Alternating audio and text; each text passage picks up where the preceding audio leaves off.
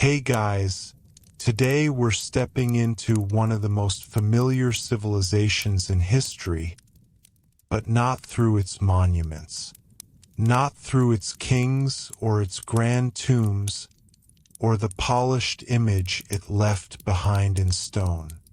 Instead, we're going to look at something quieter, and in many ways more revealing. What did ordinary life actually feel like in ancient Egypt?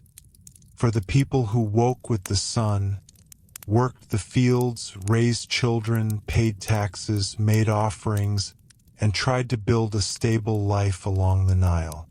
It is often easy to think of ancient Egypt as a civilization of pyramids, pharaohs, and temples, but most Egyptians never lived anything like that world of royal ceremony. Their lives were shaped by mud, water, grain, heat, family duty, local religion, and the steady rhythm of the river. And once you begin to look closely, daily life in ancient Egypt turns out to be every bit as fascinating as its most famous rulers. If you enjoy thoughtful, long-form history like this, consider subscribing. A lot of regular viewers do, simply so they can keep finding these deeper, quieter stories from the past. And it really helps the channel continue making careful history documentaries like this one. To understand daily life in ancient Egypt, the first thing we need to understand is that this was a river civilization in the most literal sense. Egypt was never simply a kingdom that happened to contain the Nile. In practical terms, the Nile was the center of Egyptian life. It determined where people could live, what they could grow, how they traveled, how they measured time, and even how they understood order itself.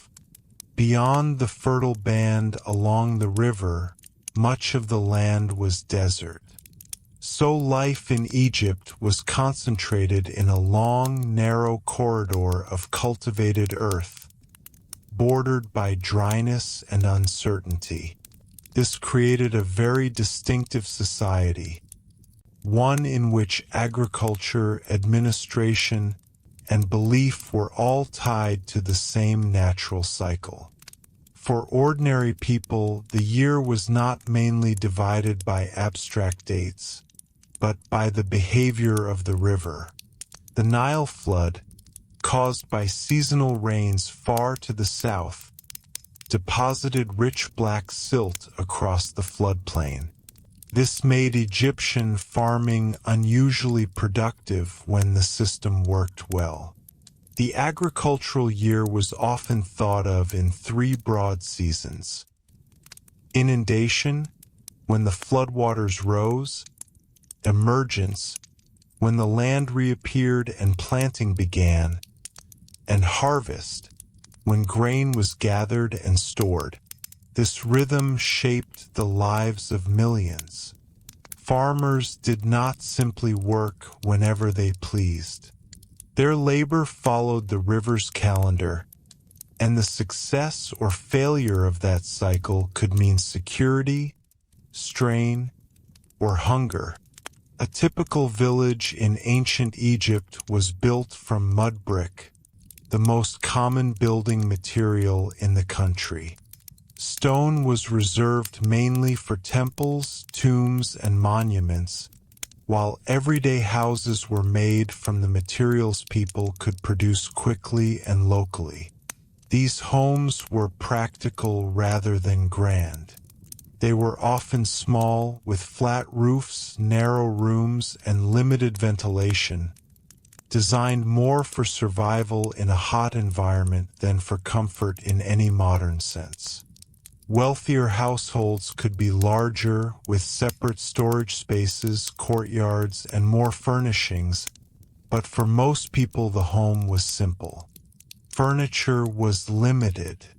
People sat on stools, slept on basic beds or mats, and stored goods in jars, baskets, chests, and niches built into the walls. The village household was not just a place to sleep. It was an economic unit. Food was prepared there, tools were stored there, children were raised there, and in many cases small-scale production happened there as well.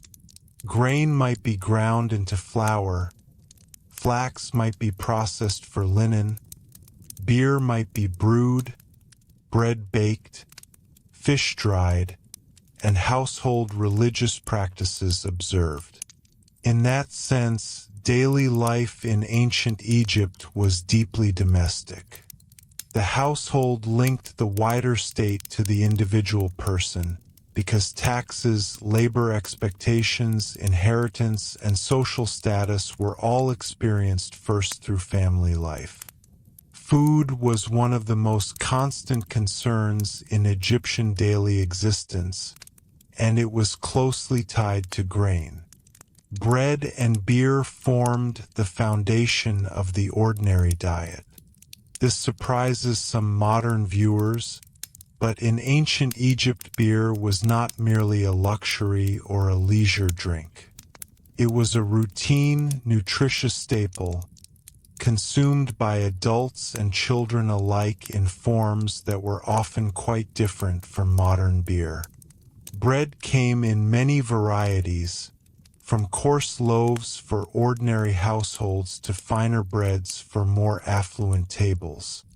Alongside these basics, people ate onions, garlic, leeks, beans, lentils, cucumbers, dates, figs, and, when available, fish from the Nile. Meat was less common for most people than the modern imagination often assumes. Cattle, sheep, and goats existed, but regular meat consumption was more accessible to elites and during festivals or special occasions. For ordinary families, diet was usually modest, repetitive, and closely tied to season and income. Work began early in ancient Egypt, and for most people it was physically demanding. Farmers formed the largest part of the population. They plowed, sowed, weeded, harvested, and transported crops under the supervision of local officials and scribes. Although Egypt is sometimes imagined as a civilization built only by slaves, the reality was more complex. Much of the labor that sustained the state came from peasants fulfilling obligations in taxation or corvée labor, meaning labor owed to the state. During parts of the year, especially when fields were flooded and regular farming paused, men might be drafted for state projects such as canal maintenance, transport work, quarrying, or construction. This was not a free society in the modern sense, but it was also not a simple picture of masses of chattel slaves building everything under constant whip and chain. Egypt functioned through administration, obligation, hierarchy, and organized labor. That administrative world was enormously important. Ancient Egypt depended on record-keeping. Scribes occupied a respected place because they allowed the state to count grain, measure land, assess taxes, organize labor, and preserve legal agreements. To be a scribe was to escape much of the hardest physical labor and enter a world of literacy and authority. This is one reason scribal education was so valued by ambitious families. Literacy was limited, and those who mastered writing could move into temple administration, government service, and estate management. For ordinary villagers, the scribe represented the presence of the state itself, the person who recorded what was owed, what had been delivered, and what remained accountable.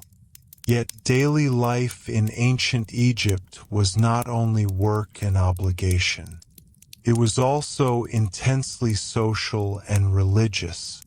Religion was not separated from everyday life in the modern way. The gods were present in the forces of nature, in the legitimacy of kingship, in the safety of the home, and in the uncertain boundary between sickness and health.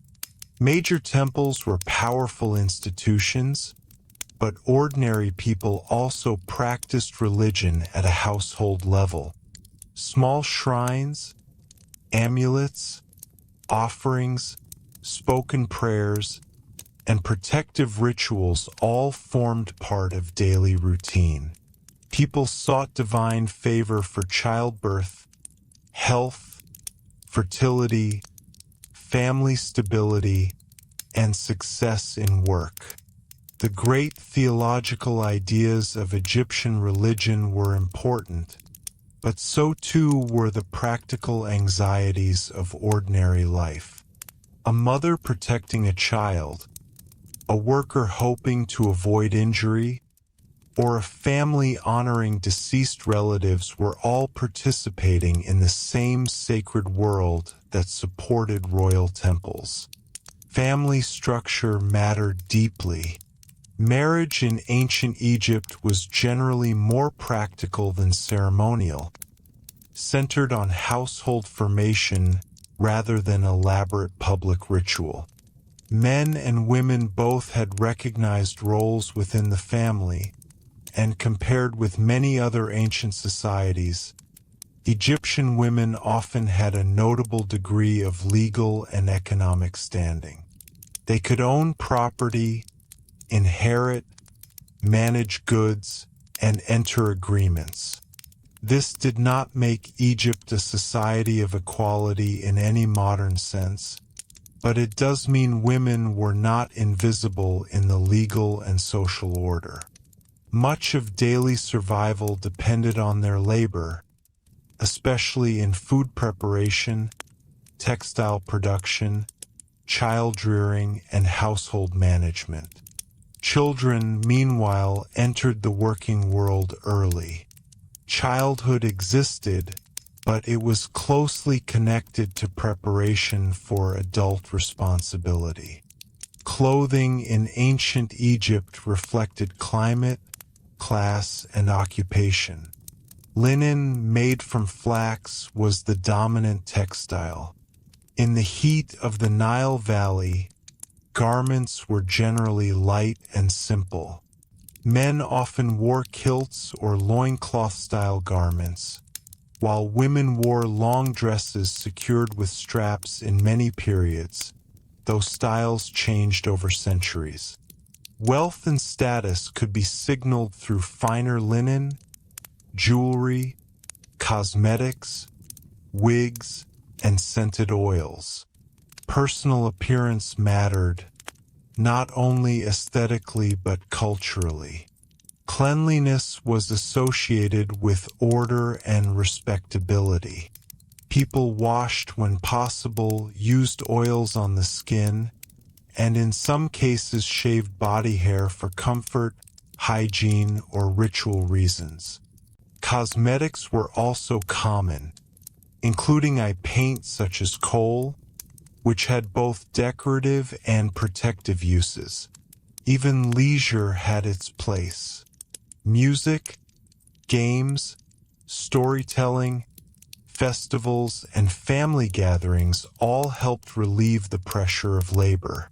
Board games such as Senet are well known, though much of ordinary entertainment would have been simple and local. Songs, conversation, children playing, seasonal celebrations, and participation in religious festivals that brought communities together. These festivals were especially important because they broke the routine of work and connected local life to the larger sacred order of Egypt. Temples processed divine images, offerings were made, and people experienced moments when the world of gods, and the world of labor seemed to meet in public ceremony. But for all its order and beauty, daily life in ancient Egypt was never entirely secure. Poor flood could damage crops. Disease could move through households. Childbirth was dangerous. Injury at work could destroy a family's stability. Tax demands could be heavy. Status differences were real, and while Egypt celebrated harmony and balance in its art and official inscriptions, lived reality was often harder and more unequal than those ideals suggested. That contrast is important because it reminds us that ancient Egypt was not a timeless paradise by the Nile.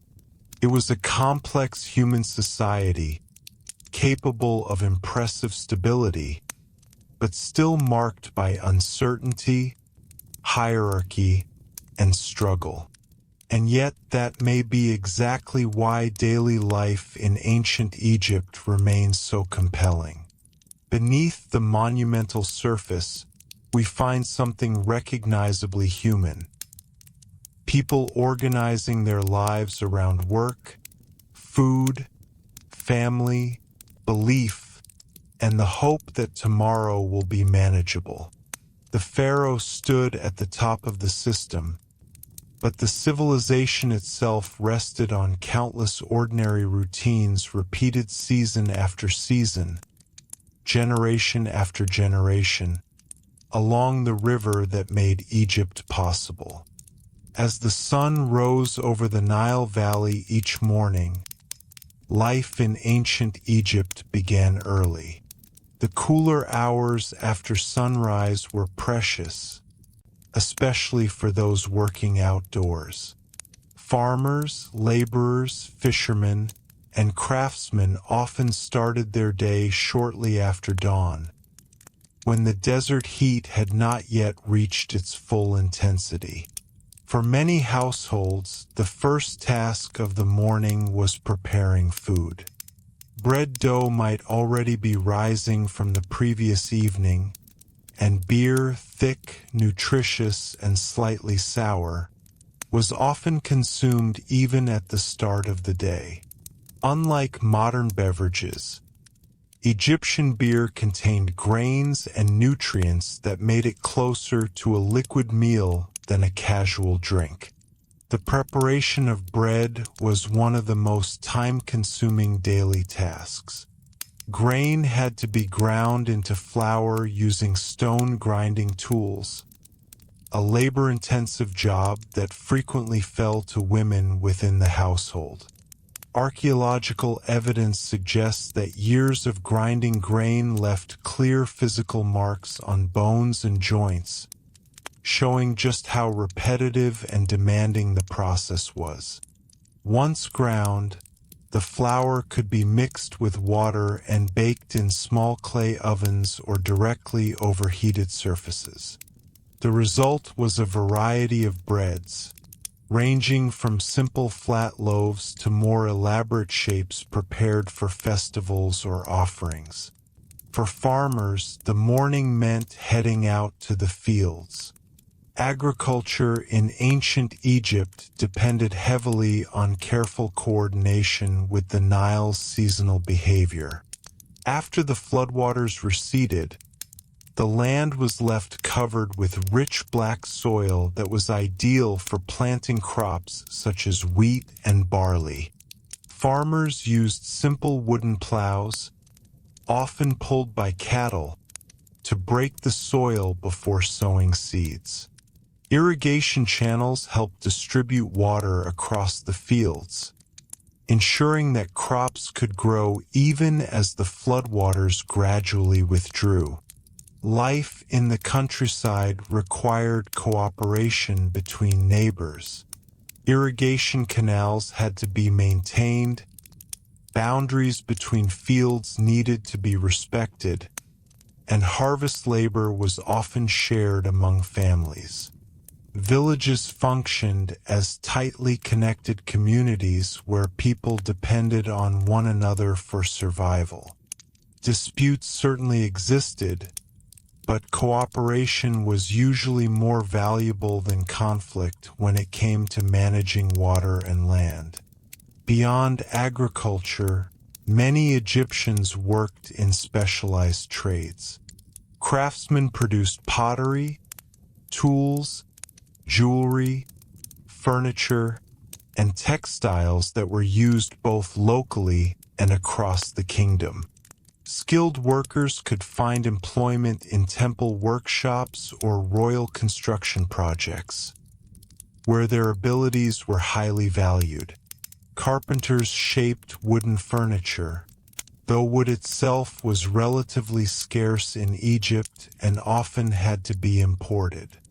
Potters molded clay vessels for cooking, storage, and trade, while metalworkers produced tools and decorative objects using copper and, later, bronze. One of the most respected professions was that of the scribe. Scribes were trained to read and write hieroglyphs and other writing systems used in administration. Because literacy was rare, scribes played a crucial role in maintaining records, collecting taxes, and managing official documents. They worked in temples, government offices, and estates, recording everything from grain deliveries to legal agreements. For many families, having a son become a scribe represented a path toward stability and social advancement. Meanwhile, life along the Nile itself supported an entire range of occupations. Fishermen cast nets from small boats or from the riverbanks, bringing in fish that were dried, salted, or cooked fresh. Boatmen transported goods and people along the river, which served as Egypt's primary highway. Because the Nile flowed north while prevailing winds often blew south, boats could travel in both directions with relative efficiency, sailing one way and drifting with the current the other. This natural transportation system helped connect distant regions of the kingdom and allowed goods such as grain, stone, papyrus, and textiles to move through Egypt's economy. Despite the constant labor required to maintain daily life, Egyptians did find moments of rest. When the sun climbed high and temperatures became intense, work often slowed. People sought shade whenever possible, retreating indoors or beneath simple shelters. The afternoon heat could be exhausting, particularly during the peak of summer, and managing energy throughout the day was essential for those engaged in physical work. Within the household, afternoons might involve repairing tools, weaving linen, preparing food for the evening meal, or caring for children. These activities were not separate from economic life, they were part of it. The ancient Egyptian home was not merely a place of relaxation, but a center of production and organization. Every member of the family contributed in some way to maintaining the household stability. And as evening approached, the rhythm of the day slowly shifted again. The heat began to fade, shadows lengthened across the mud-brick walls of villages, and families gathered to eat, talk, and prepare for the next day's work. The cycle would repeat with remarkable consistency, reflecting the broader rhythm that had shaped Egyptian life for thousands of years. The steady rise and fall of the Nile, and the human routines built around it. As evening settled over the Nile Valley, daily life in ancient Egypt gradually slowed, but it did not entirely stop. The cooler air after sunset brought relief from the intense heat of the day, and many households used this time for social interaction and small domestic tasks. Oil lamps or simple torches provided limited light, casting soft, flickering shadows across mud-brick walls. Without strong artificial lighting, evenings tended to be quieter and more communal, centered around conversation, family, and shared meals. The evening meal was usually modest but important. Bread remained the central element, often accompanied by vegetables, dates, or fish if it had been caught that day. Beer was again commonly consumed, not only because it was nutritious, but also because it was often safer to drink than untreated water. For families with slightly more resources, meals might occasionally include poultry such as duck or goose, though meat remained a rarity for many ordinary households.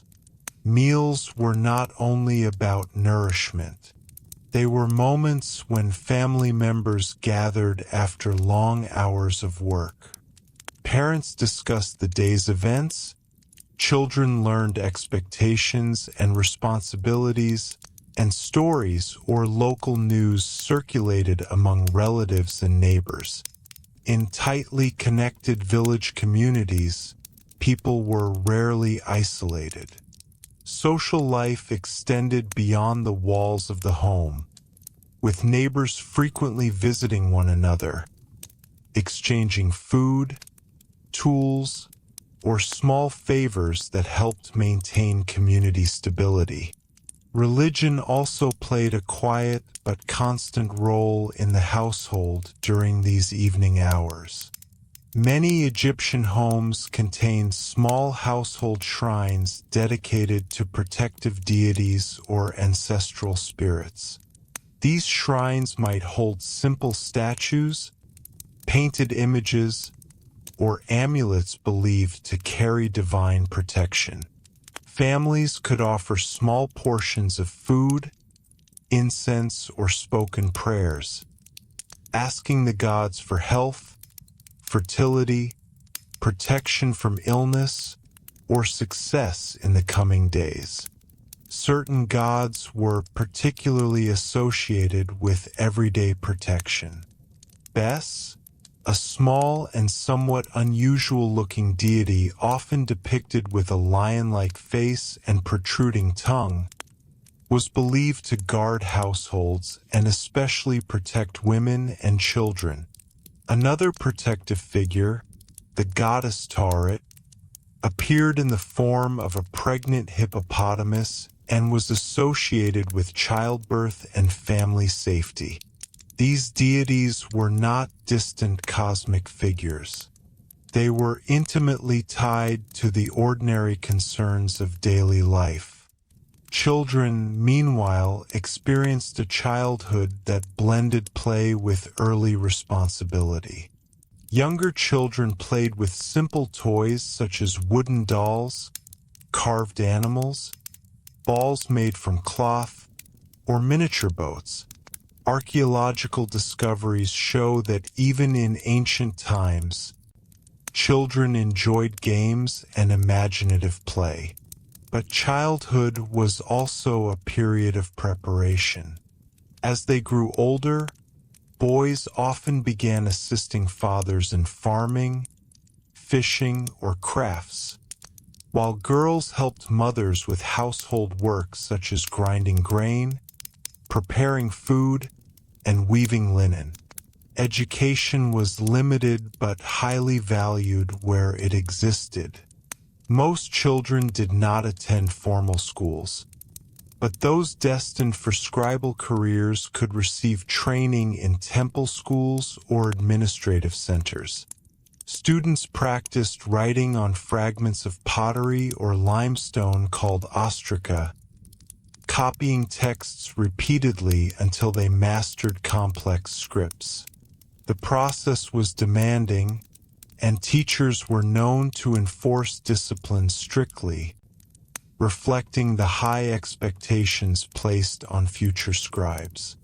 Night itself in ancient Egypt carried both calm and uncertainty.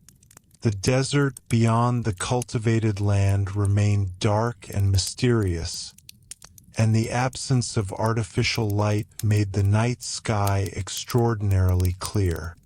Egyptians were careful observers of the stars, which helped them measure time and understand seasonal cycles. The rising of certain stars, especially Sirius, held deep significance because it was closely connected with the annual flooding of the Nile. Yet nighttime also carried spiritual meaning.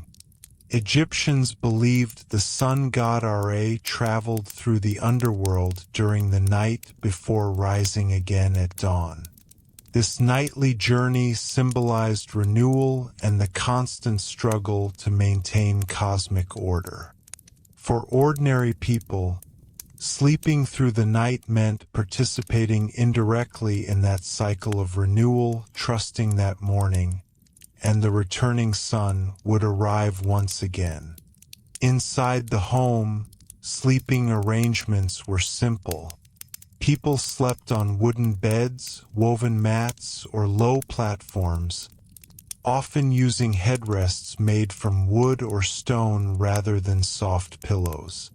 Windows were small, designed to reduce heat rather than maximize airflow, so homes could remain warm even after sunset. Families often slept close together, both for comfort and for security. And when morning eventually arrived, the cycle of Egyptian life began again, much as it had the day before. The river continued its slow flow through the valley, fields awaited labor, and families resumed the countless routines that sustained one of the longest-lasting civilizations in human history. While village life formed the foundation of ancient Egyptian society, towns and larger settlements introduced a slightly different rhythm to daily life. In these places, the presence of temples, administrative offices, and specialized workshops created a more complex social environment. Markets appeared more frequently, trade was more active, and the influence of government officials was felt more directly. Yet even in these busier communities, the basic patterns of Egyptian life, family, work, religion, and the Nile, remained remarkably consistent. Markets were an important part of local economies. Unlike modern economies built around coinage, ancient Egypt operated largely on a system of barter and measured exchange. Grain often functioned as a basic unit of value, since it was the most essential resource in the society. Workers might be paid in grain, and that grain could then be exchanged for other goods such as vegetables, fish, pottery, or clothing. In market areas, people gathered to trade items produced in their homes or villages. Farmers brought produce, fishermen carried baskets of fresh or dried fish, potters displayed clay vessels, and weavers offered linen textiles. These markets were not only economic spaces but also social ones. They provided opportunities for news, gossip, and local communication. In a world without newspapers or instant messages, information traveled through conversations.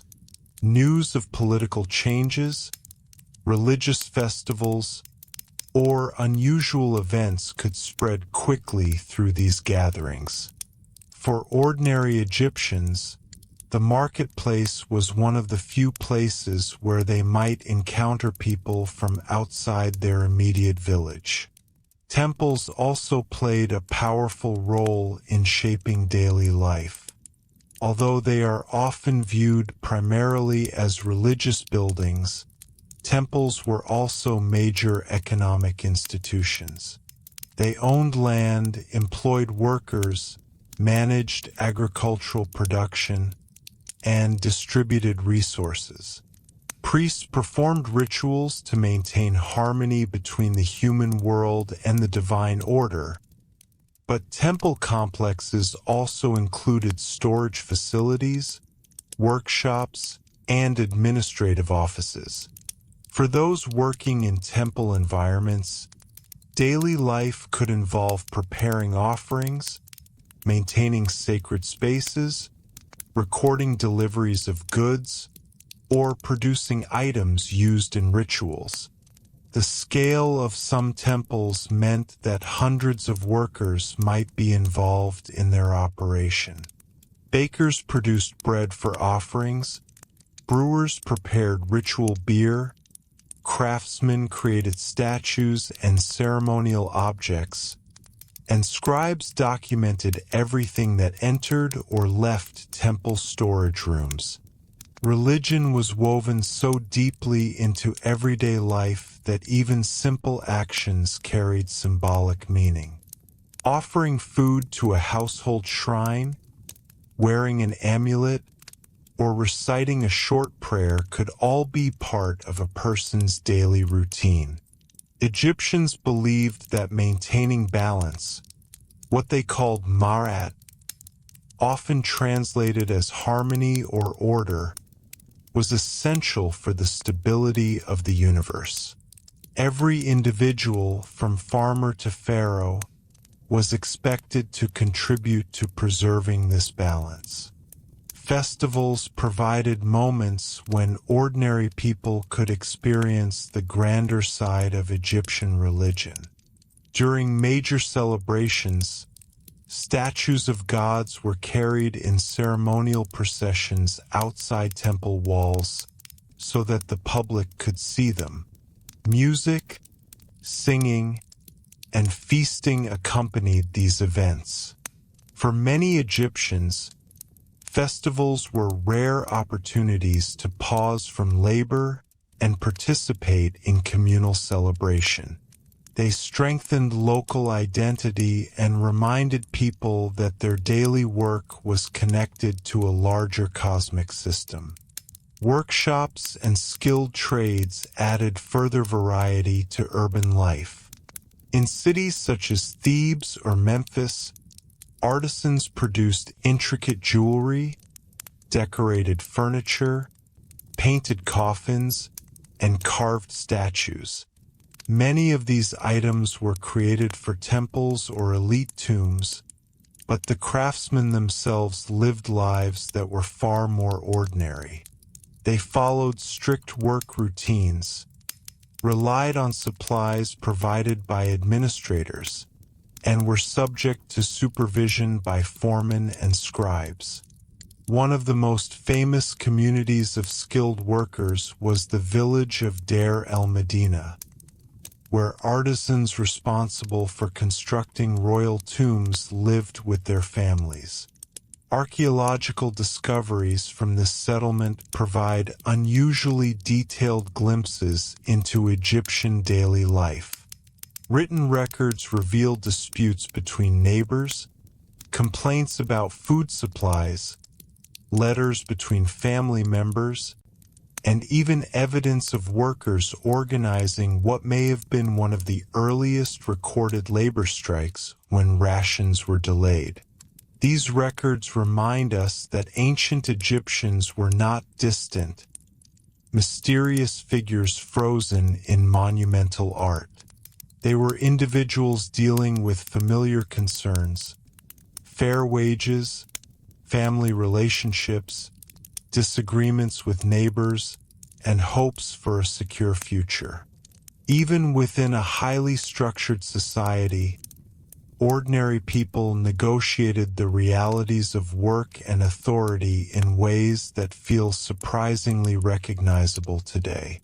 And so, whether in quiet farming villages or busier towns along the Nile, daily life in ancient Egypt unfolded through a balance of labor, belief, and community. Health and medicine also formed an important part of daily life in ancient Egypt.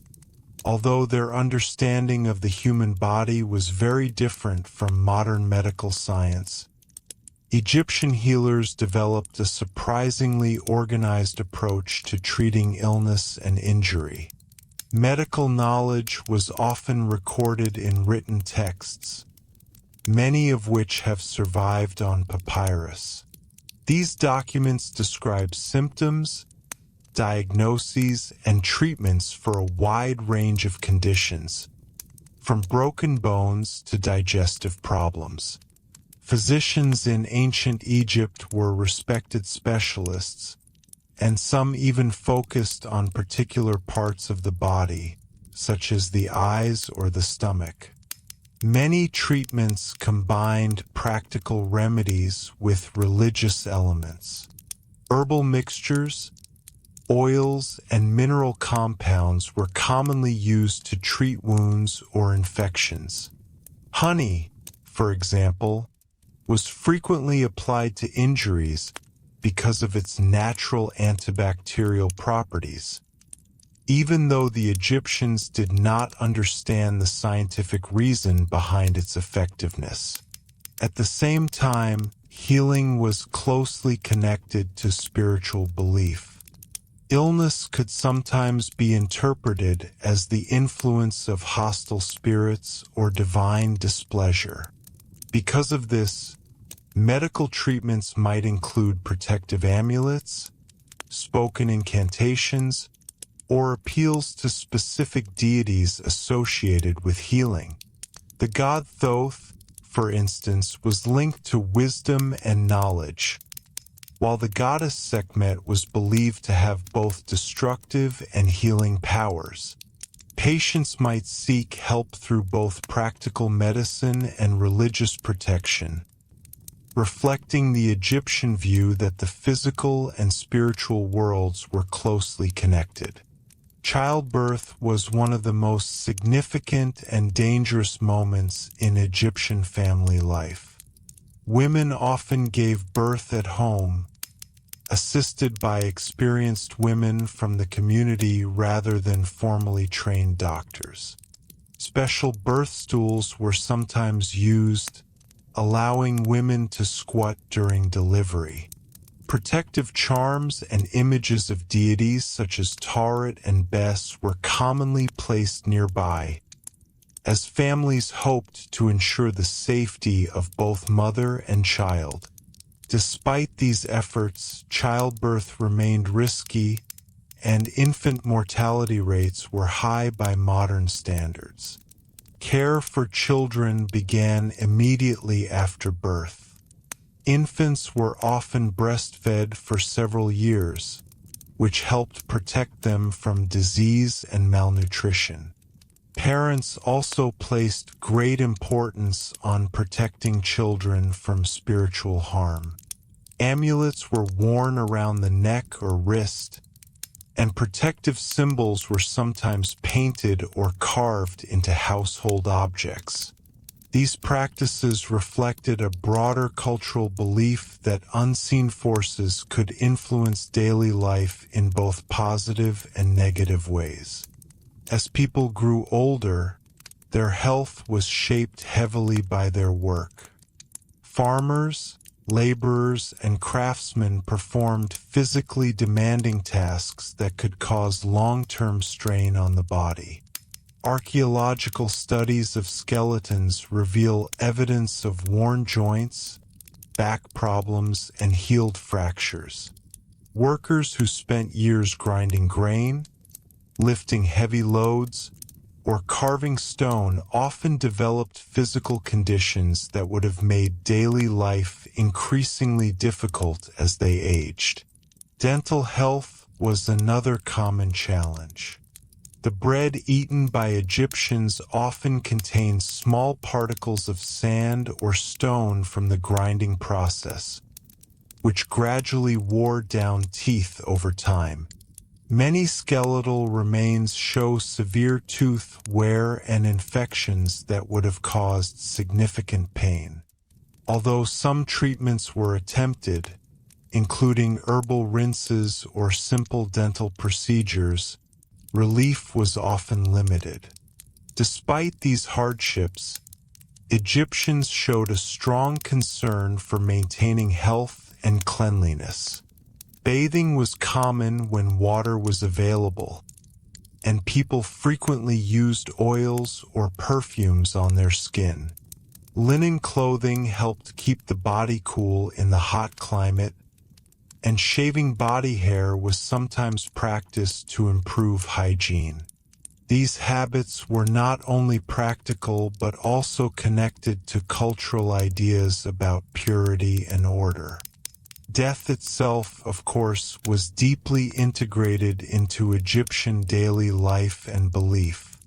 Unlike many modern societies where death is often hidden from view, Egyptians saw it as part of a continuous journey.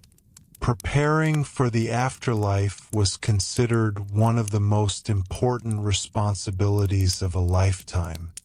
Even ordinary people hoped to receive proper burial and basic funerary rituals so that their spirit could continue to exist beyond death. Funeral practices varied depending on wealth and status, but the central idea remained the same. Preserving the body and honoring the deceased allowed the soul to move safely into the afterlife. Elaborate mummification was primarily reserved for elites, but simpler preservation methods were used for others. Families gathered to mourn, perform rituals, and ensure that the deceased received the offerings and prayers believed necessary for the next world. This close connection between life and death shaped Egyptian attitudes toward existence itself. Daily routines, working, raising children, honoring the gods, caring for the body, were not simply temporary activities. They were part of a much larger cycle of order that extended beyond a single lifetime. Clothing, appearance, and personal care were also important parts of daily life in ancient Egypt.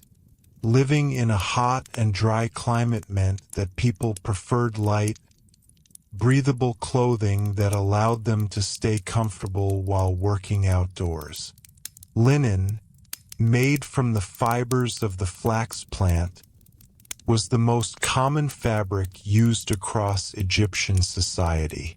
Flax grew well in the fertile soil along the Nile, and processing it into linen became a widespread domestic and professional activity.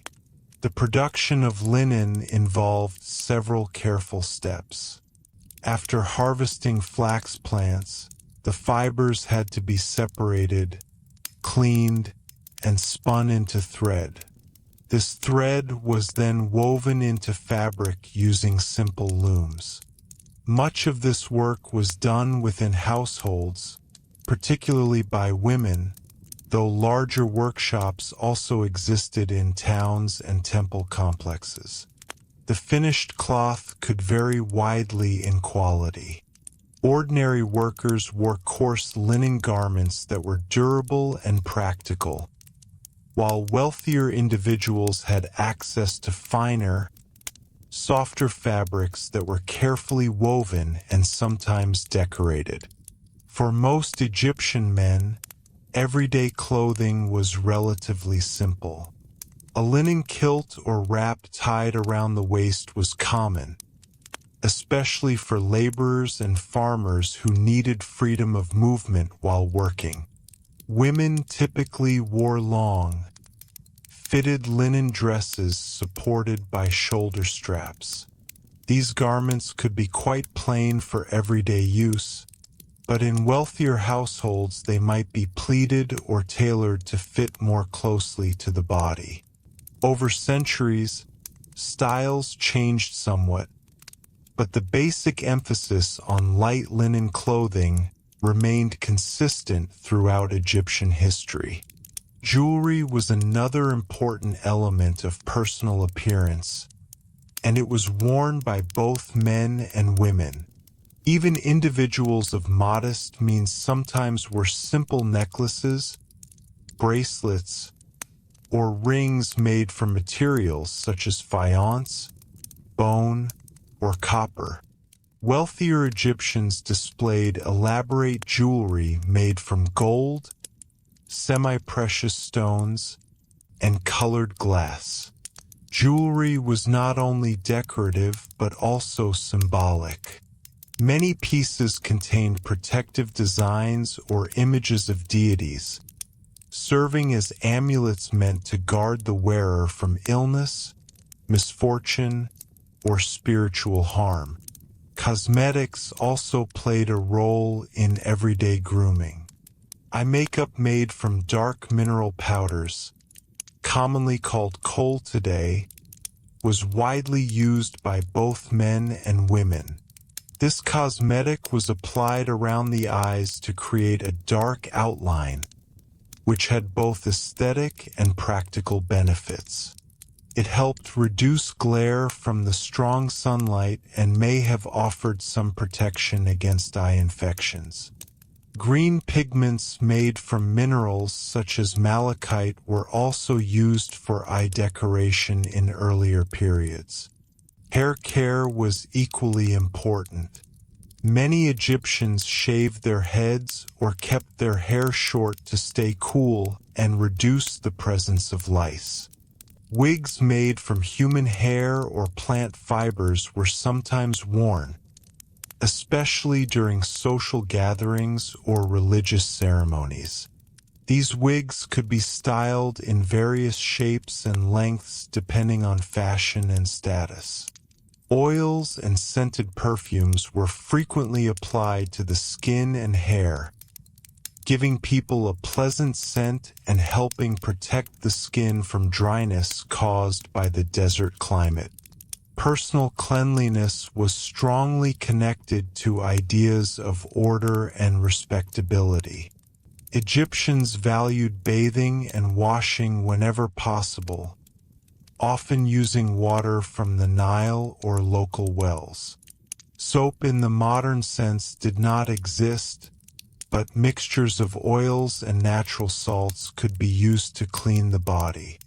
Maintaining a clean appearance was considered both socially desirable and spiritually appropriate, particularly for those who participated in religious activities. Beyond personal appearance, entertainment and leisure activities also formed part of daily life. Although work occupied most of the day, people still found ways to relax and enjoy themselves during festivals, family gatherings, or quieter evenings. Music was especially popular. Instruments such as harps, flutes, drums, and rattles were played during celebrations and religious events. Singing and dancing often accompanied these performances, bringing energy and joy to community gatherings. Board games were another common form of entertainment. One of the best-known Egyptian games was called Senet, a strategy game played on a rectangular board with small pieces moved according to the throw of casting sticks or knuckle bones. Senet was not only a pastime, but also carried symbolic meaning related to the journey of the soul through the afterlife. Other games existed as well, suggesting that Egyptians enjoyed competition and strategic thinking during their moments of rest. Storytelling likely played an important role in social life, though much of it was never written down. families and neighbors shared tales, local traditions, and humorous stories that passed from one generation to another. These moments of shared storytelling helped strengthen community bonds and allowed people to reflect on the lessons and values of their culture. In this way, daily life in ancient Egypt was not solely defined by labor and survival. It also included creativity, beauty, and small pleasures that made ordinary days more meaningful. Clothing, jewelry, music, games, and social gatherings all contributed to a cultural environment where people expressed identity, tradition, and enjoyment even within the structured rhythms of work and responsibility. And through these simple but enduring customs, Egyptians created a daily life that balanced practicality with expression. Another quiet reminder that behind the monuments and temples stood a vibrant society of ordinary individuals living, working, and celebrating along the banks of the Nile. Transportation and travel were also essential parts of everyday life in ancient Egypt, though they looked very different from the systems we rely on today. Because the country was long and narrow, stretching along the Nile River, most movement naturally followed the path of the water. The Nile served as Egypt's main highway, connecting villages, towns, and major cities across hundreds of miles. For ordinary Egyptians, the river was not only a source of food and irrigation, but also the easiest and most reliable way to travel. Small wooden boats were common along the Nile and its canals. Fishermen used simple reed or wooden boats to cast nets and collect fish from the river. Farmers sometimes used boats to move goods between villages or transport harvested grain to larger storage centers. Traders traveled along the river carrying baskets of vegetables, jars of oil, bundles of linen, or pottery goods that could be exchanged in markets. Even government officials and scribes relied on river travel when they needed to inspect fields or collect taxes from distant areas.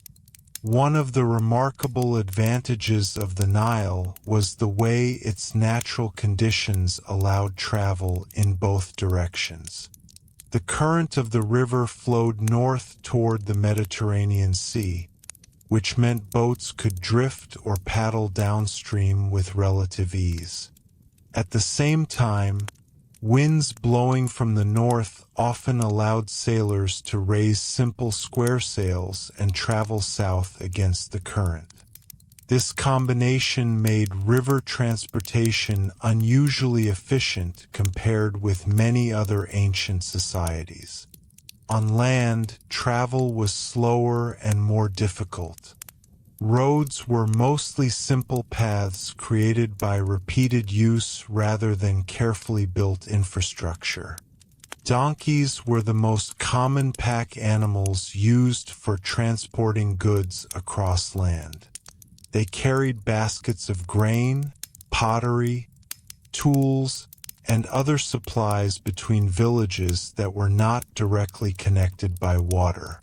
For long-distance travel through desert areas, caravans of donkeys could move valuable goods such as stone, copper, or incense. Despite the challenges of land travel, Egyptians maintained strong connections between different regions of the country. Government messengers, traders, priests, and laborers all moved between settlements when necessary. Communication between communities was vital for maintaining Egypt's administrative system, which relied on the ability to monitor crops, collect taxes, and coordinate large construction projects. Seasonal travel was also common during certain times of the year. During religious festivals, people sometimes journeyed to nearby temples to participate in celebrations or witness sacred processions. Pilgrimage to important religious sites was not unusual, especially when people sought blessings, healing, or guidance from particular deities. These journeys were often social as well as spiritual events, bringing together individuals from different villages who might otherwise rarely meet. For those working directly for the state, travel could be part of official duty. Laborers were sometimes transported to large building sites where temples, tombs, or monuments were under construction. Supplies such as stone blocks, timber, and tools were shipped along the Nile in organized convoys of boats. These operations required careful coordination, showing how important the river remained in supporting both ordinary life and grand architectural projects. Trade extended beyond Egypt as well. Although most Egyptians spent their entire lives within the Nile Valley, merchants and official expeditions occasionally traveled to distant regions such as Nubia to the south or the Levant to the northeast. These journeys brought back valuable materials that were scarce in Egypt, including gold, cedar wood, incense, and exotic animals. While these international expeditions were usually organized by the state or wealthy traders, their results eventually reached ordinary people through goods that appeared in local markets. Travel within Egypt, therefore, served many purposes. It allowed farmers to deliver crops, craftsmen to distribute goods, officials to maintain administration, and communities to remain connected despite the long distances between settlements. The Nile, flowing steadily through the heart of the country, made this movement possible in a way that few other landscapes could support. When we imagine daily life in ancient Egypt, it is easy to picture people remaining in the same village generation after generation. In many cases, this was true. Yet, even within a society rooted in local communities, there was still movement, exchange, and communication across the kingdom. Boats gliding along the Nile, donkeys carrying supplies along dusty paths, and travelers walking between villages all formed part of the quiet but constant motion that kept Egyptian society functioning. And through the steady flow of people, goods, and ideas, the civilization of the Nile remained connected, linking farmers, craftsmen, priests, and officials into a vast network of daily activity that stretched from one end of the river valley to the other. Taxes and government administration were another unavoidable part of daily life in ancient Egypt. While the civilization is often remembered for its temples and pyramids, maintaining such a complex society required a structured system of organization. The Egyptian state depended heavily on agriculture, and because of this, the government's primary concern was monitoring land and grain production. Much of the administration of Egypt revolved around measuring harvests, recording supplies, and ensuring that resources flowed into royal and temple storage. For ordinary farmers, this meant that taxation was a regular reality. Taxes were not usually paid with coins, since coinage did not exist in Egypt for most of its history. Instead, taxes were collected in the form of goods, especially grain. After the harvest season, officials and scribes visited farming areas to estimate crop yields and determine what portion of the harvest belonged to the state. Farmers were expected to deliver this share to local granaries, which served as central storage facilities. Scribes played a critical role in this system. Armed with writing tools and papyrus or wooden boards, they carefully recorded quantities of grain, livestock, and other goods. Their records ensured that taxes were properly tracked and that officials could account for what had been collected. Because scribes could read and write in a society where most people could not, they held considerable authority. For farmers and workers, the arrival of a scribe often meant that the state's presence had entered their daily lives. The collected grain served many purposes. It supported government officials, temple staff, and skilled workers who were not directly involved in farming. It also functioned as a form of reserve supply that could be used during years when floods were poor and harvests were smaller. In this way, Egypt's taxation system helped stabilize the food supply across the kingdom. When managed effectively, it allowed the state to redistribute resources during difficult seasons. However, taxation could also create tension. If harvests were weak but tax demands remained high, farmers could struggle to meet their obligations. Ancient records sometimes mention disputes between villagers and officials over crop estimates or grain deliveries.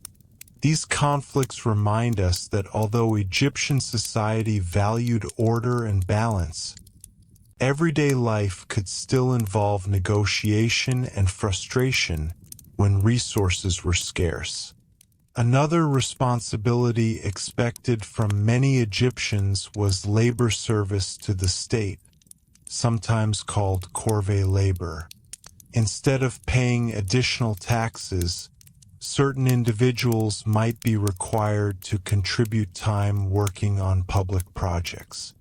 These projects included maintaining irrigation canals, repairing dikes that controlled Nile floodwaters, quarrying stone, or assisting in large construction efforts. Because the Nile flood season temporarily halted farming activity, many labor assignments were scheduled during those months when fields were underwater. This system allowed the Egyptian government to mobilize large groups of workers without relying entirely on permanent labor forces. Contrary to popular myths, many major building projects were carried out by organized teams of workers who were fulfilling labor duties rather than living as enslaved laborers. Evidence from worker villages shows that these laborers received food rations, housing, and medical care while working on state projects. Local administration also extended into legal matters. Villages had systems for resolving disputes over property, inheritance, marriage agreements, or work obligations. Minor conflicts were often handled locally by officials or community leaders, while more serious cases could be referred to higher authorities. Written contracts were sometimes used to formalize agreements, demonstrating the importance of record-keeping in maintaining social order. The pharaoh stood at the top of this administrative structure. In Egyptian belief, the pharaoh was not only a political ruler but also the guardian of Ma'at, the universal balance that kept the world functioning properly. While ordinary people rarely encountered the pharaoh directly, his authority shaped nearly every aspect of their lives. from taxation and labor to religious ceremonies and national projects. Yet daily life for most Egyptians did not revolve around direct interaction with royal power. Instead, they dealt with local officials, scribes, priests, and community leaders who represented the state in practical matters. These individuals acted as the link between the central government and the everyday routines of farming villages and towns. Through this system of taxation, labor, and administration, the Egyptian state maintained a remarkably stable civilization for thousands of years. The pyramids and temples that still stand today were only possible because of the careful organization behind the scenes, an organization built upon the work, records, and responsibilities carried out by ordinary people in their daily lives. And so, while the grandeur of ancient Egypt often captures our imagination, the real strength of the civilization lay in these quieter systems of administration. Education and learning in ancient Egypt were not part of everyday life for most people, but for those who had access to it, education could shape an entire future. The ability to read and write was rare and highly valued. Most farmers, laborers, and craftsmen lived their lives without formal schooling, learning skills instead through family traditions and practical experience.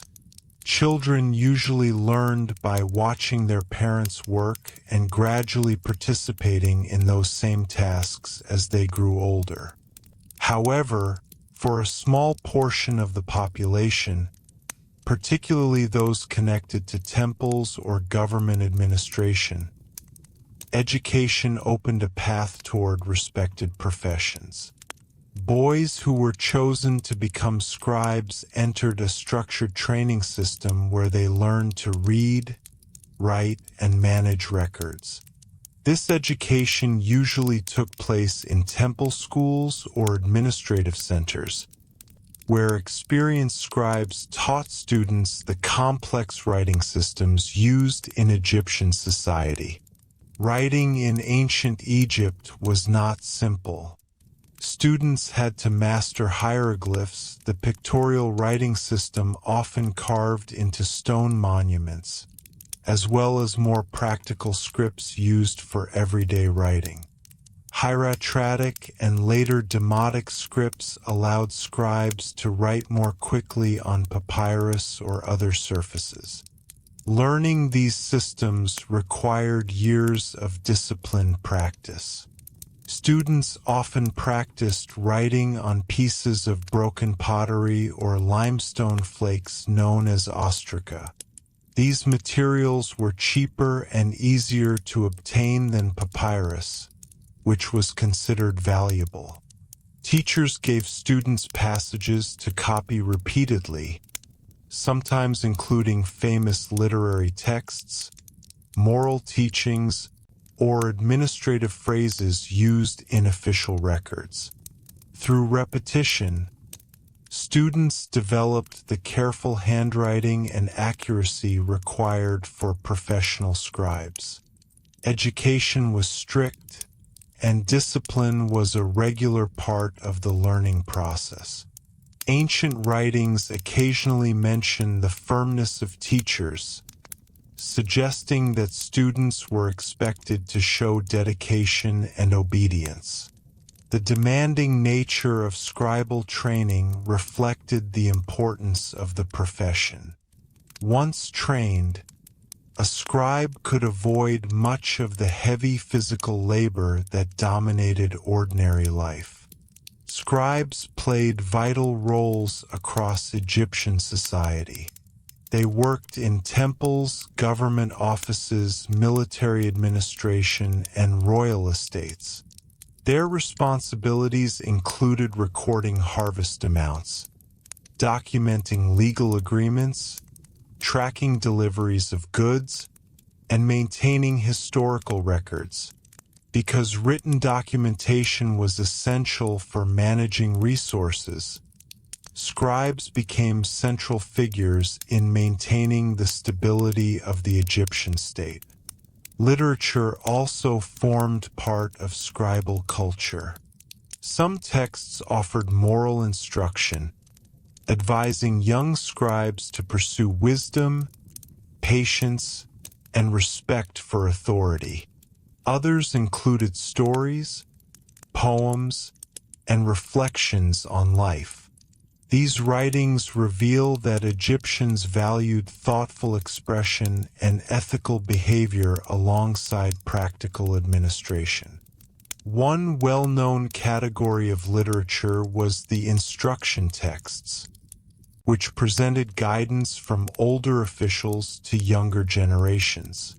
These writings encouraged discipline, humility, and careful behavior in both personal and professional life. Through these texts, we can see how education was not only about learning technical skills, but also about shaping character and social responsibility. Despite the limited access to formal education, knowledge in ancient Egypt still spread through everyday interactions. Farmers passed down agricultural knowledge through generations, craftsmen trained apprentices, and families shared cultural traditions through stories and rituals. This informal learning system allowed essential skills to survive and develop even without widespread literacy. Temples were also centers of knowledge. Priests studied astronomy, mathematics, medicine, and religious texts as part of their responsibilities. Their observations of the stars helped determine the calendar and track seasonal changes connected to the Nile's flooding. Mathematical skills were necessary for measuring land, designing buildings, and calculating grain storage.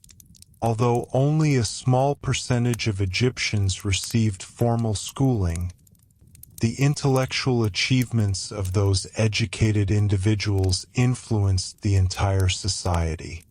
Administrative efficiency, architectural planning, medical practices, and religious traditions all depended on knowledge preserved through writing.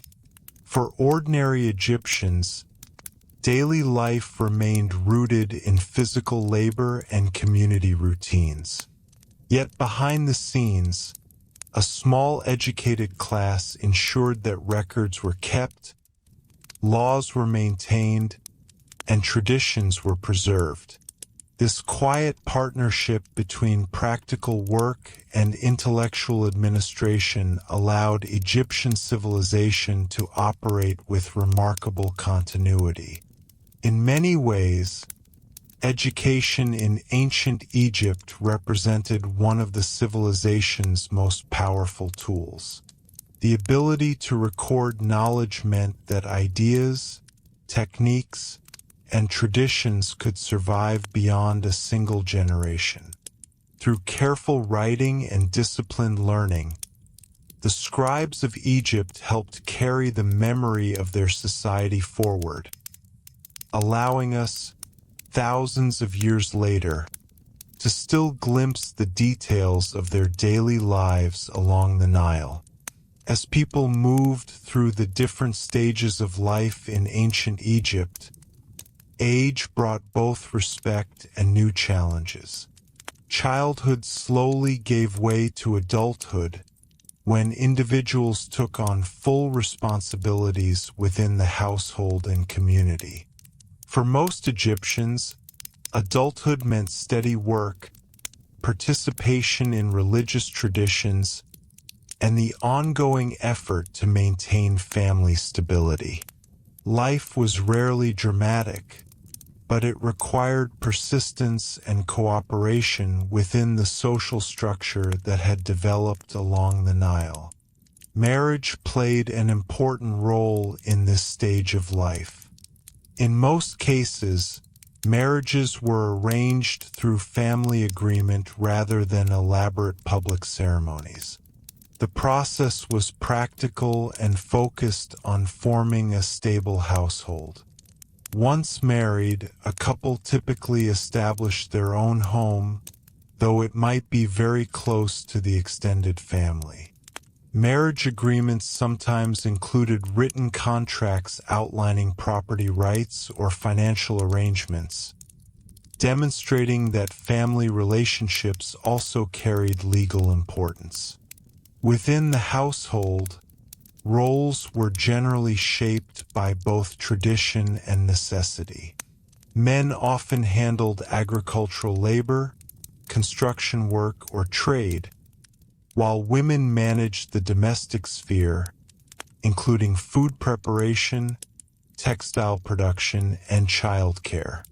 Yet the distinction between these roles was not always strict.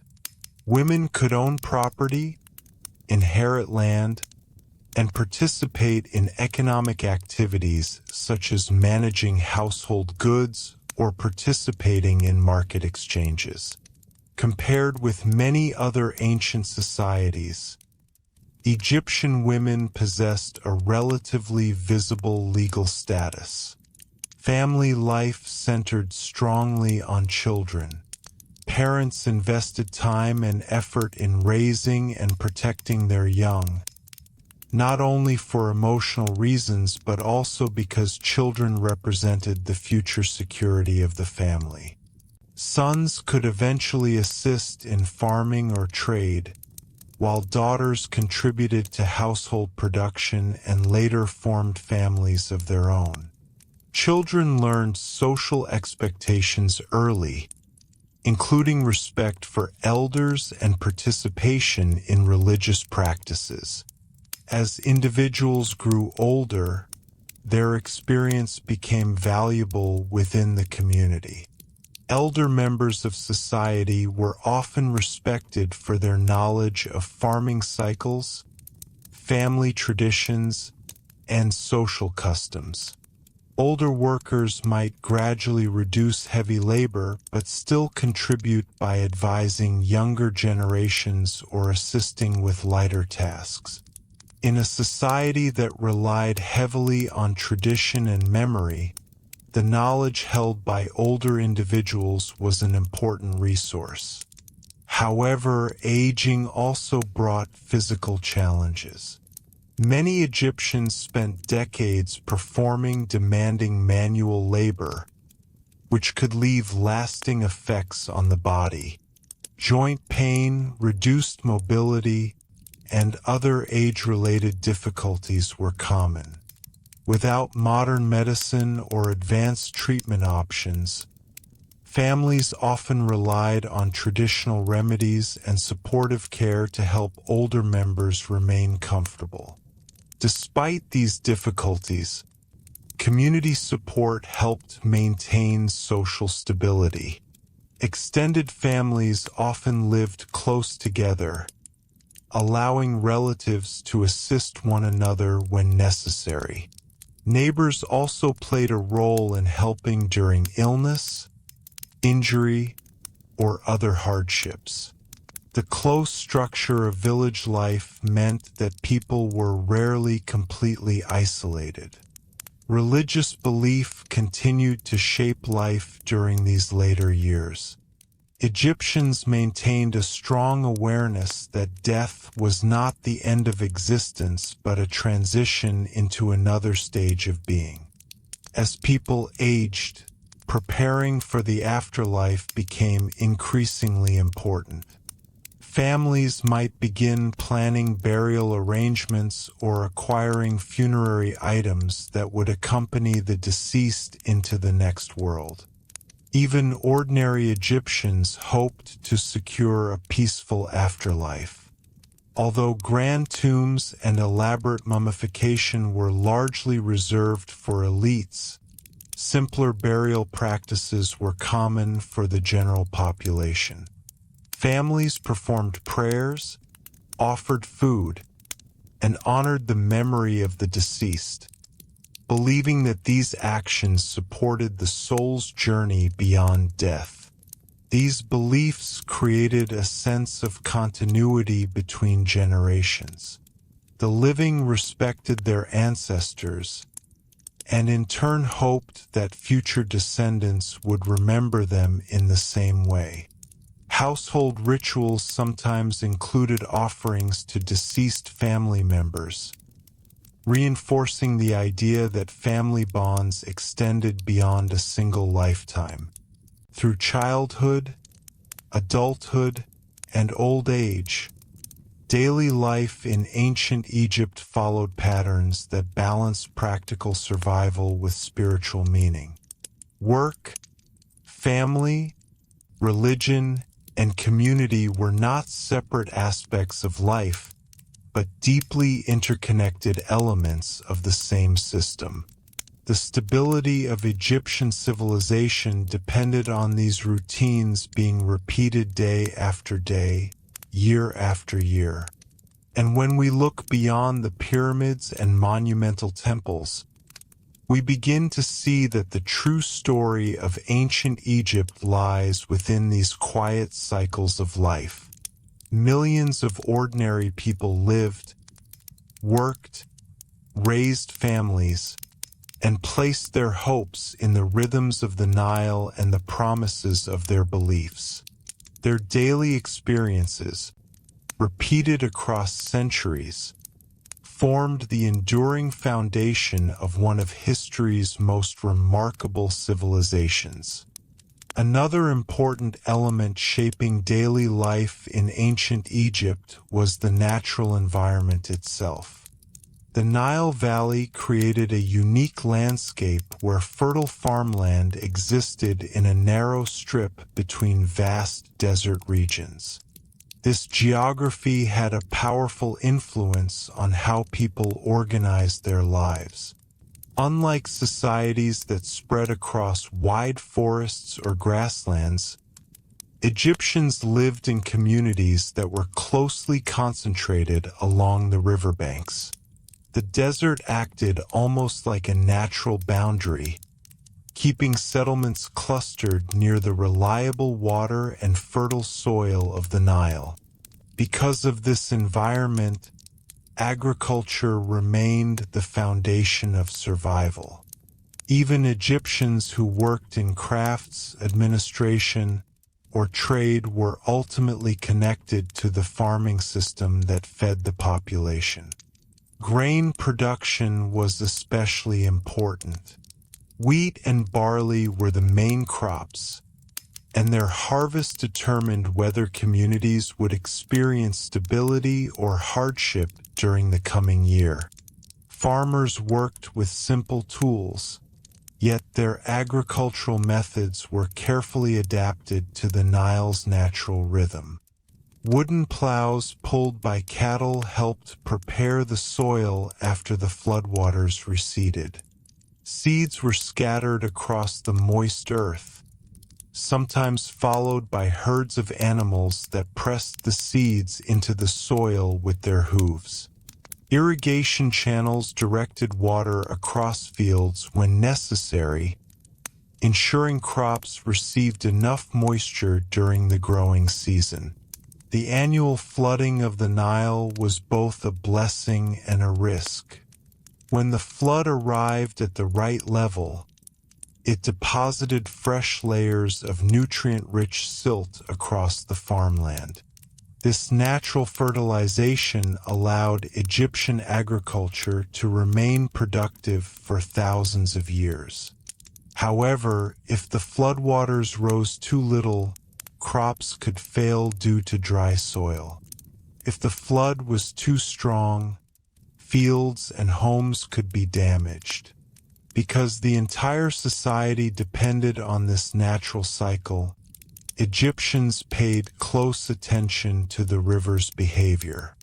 Nilometers, structures used to measure the height of the water, helped officials predict the quality of the upcoming harvest.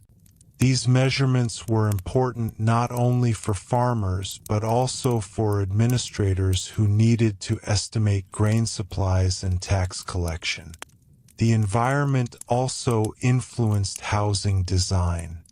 Mud brick houses were well suited to the climate because thick walls helped keep interiors relatively cool during the hot daytime hours. Roofs were often flat, allowing families to use them as additional living space during cooler evenings. Some households slept on rooftops during particularly warm nights, taking advantage of the cooler air after sunset. Shade was extremely valuable in the Egyptian climate. Courtyards, narrow streets, and simple awnings helped create cooler spaces where people could work or rest during the hottest parts of the day. Trees such as date palms provided natural shade and also produced fruit that contributed to the local diet. Animals were another familiar part of daily life. Cattle were valuable for plowing fields and providing meat during special occasions. Goats and sheep were raised for milk, wool, and additional food sources. Chickens and ducks were common around households, while cats often lived among families as useful protectors against mice and other pests that could threaten stored grain. Cats in particular gained a special place in Egyptian culture. Beyond their practical value in controlling rodents, they were admired for their grace and independence. Over time, cats became associated with the goddess Batet, who represented protection, home, and fertility. This connection elevated the animal's status within society and reflected how closely everyday life could blend with religious symbolism. Dogs were also kept for companionship and security, while donkeys served as important working animals for transporting goods. Along the riverbanks, people frequently encountered birds, fish, and other wildlife that formed part of the natural ecosystem supporting Egyptian life. Living so closely with nature meant that Egyptians developed a strong awareness of seasonal patterns. Farmers watched the river, craftsmen timed their work around agricultural cycles, and festivals were often linked to seasonal events such as the arrival of the Nile flood. The environment was not simply a backdrop for Egyptian civilization, it was the system that sustained it. This deep connection between people and landscape shaped how Egyptians viewed the world around them.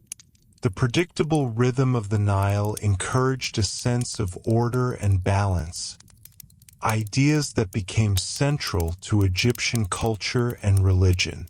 Maintaining harmony between human society and the natural world was seen as essential for survival. And so, as generations of Egyptians lived and worked along the riverbanks, their daily routines became closely aligned with the cycles of nature. The rising and falling of the Nile, the changing of the seasons, and the steady demands of farming all formed the quiet framework around which everyday life continued, year after year, century after century, beneath the vast skies of the Egyptian desert. One of the most fascinating aspects of daily life in ancient Egypt was how deeply religion blended into the ordinary routines of people's lives. Religion was not something practiced only inside temples or during special ceremonies. Instead, it existed quietly within homes, workplaces, and village life. Egyptians believed that the world around them was filled with divine presence, and maintaining harmony between humans, nature, and the gods was essential for stability. At the center of Egyptian belief was the concept known as Ma'at. This idea represented balance, truth, and cosmic order. Egyptians believed that the universe functioned properly only when this balance was preserved. The pharaoh was seen as the guardian of Ma'at, but ordinary people also contributed to maintaining this order through honest behavior, respect for others, and participation in religious traditions. Daily religious practices were often simple and personal. Many households kept small shrines where family members placed statues or images of protective gods. These shrines might contain small offerings such as bread, fruit, or incense. Families believed that honoring the gods in these small ways helped bring protection and good fortune into the home. Amulets were another common part of everyday life. These small objects were worn as jewelry or attached to clothing, believed to carry protective power. Some were shaped like sacred symbols, while others represented animals or deities. One of the most recognizable symbols was the Eye of Horus, which Egyptians believed could protect the wearer from illness, danger, or bad luck. Religion also influenced how Egyptians approached work and responsibility. Farmers prayed for successful harvests. Craftsmen asked for skill and steady hands, and families sought blessings for health and fertility.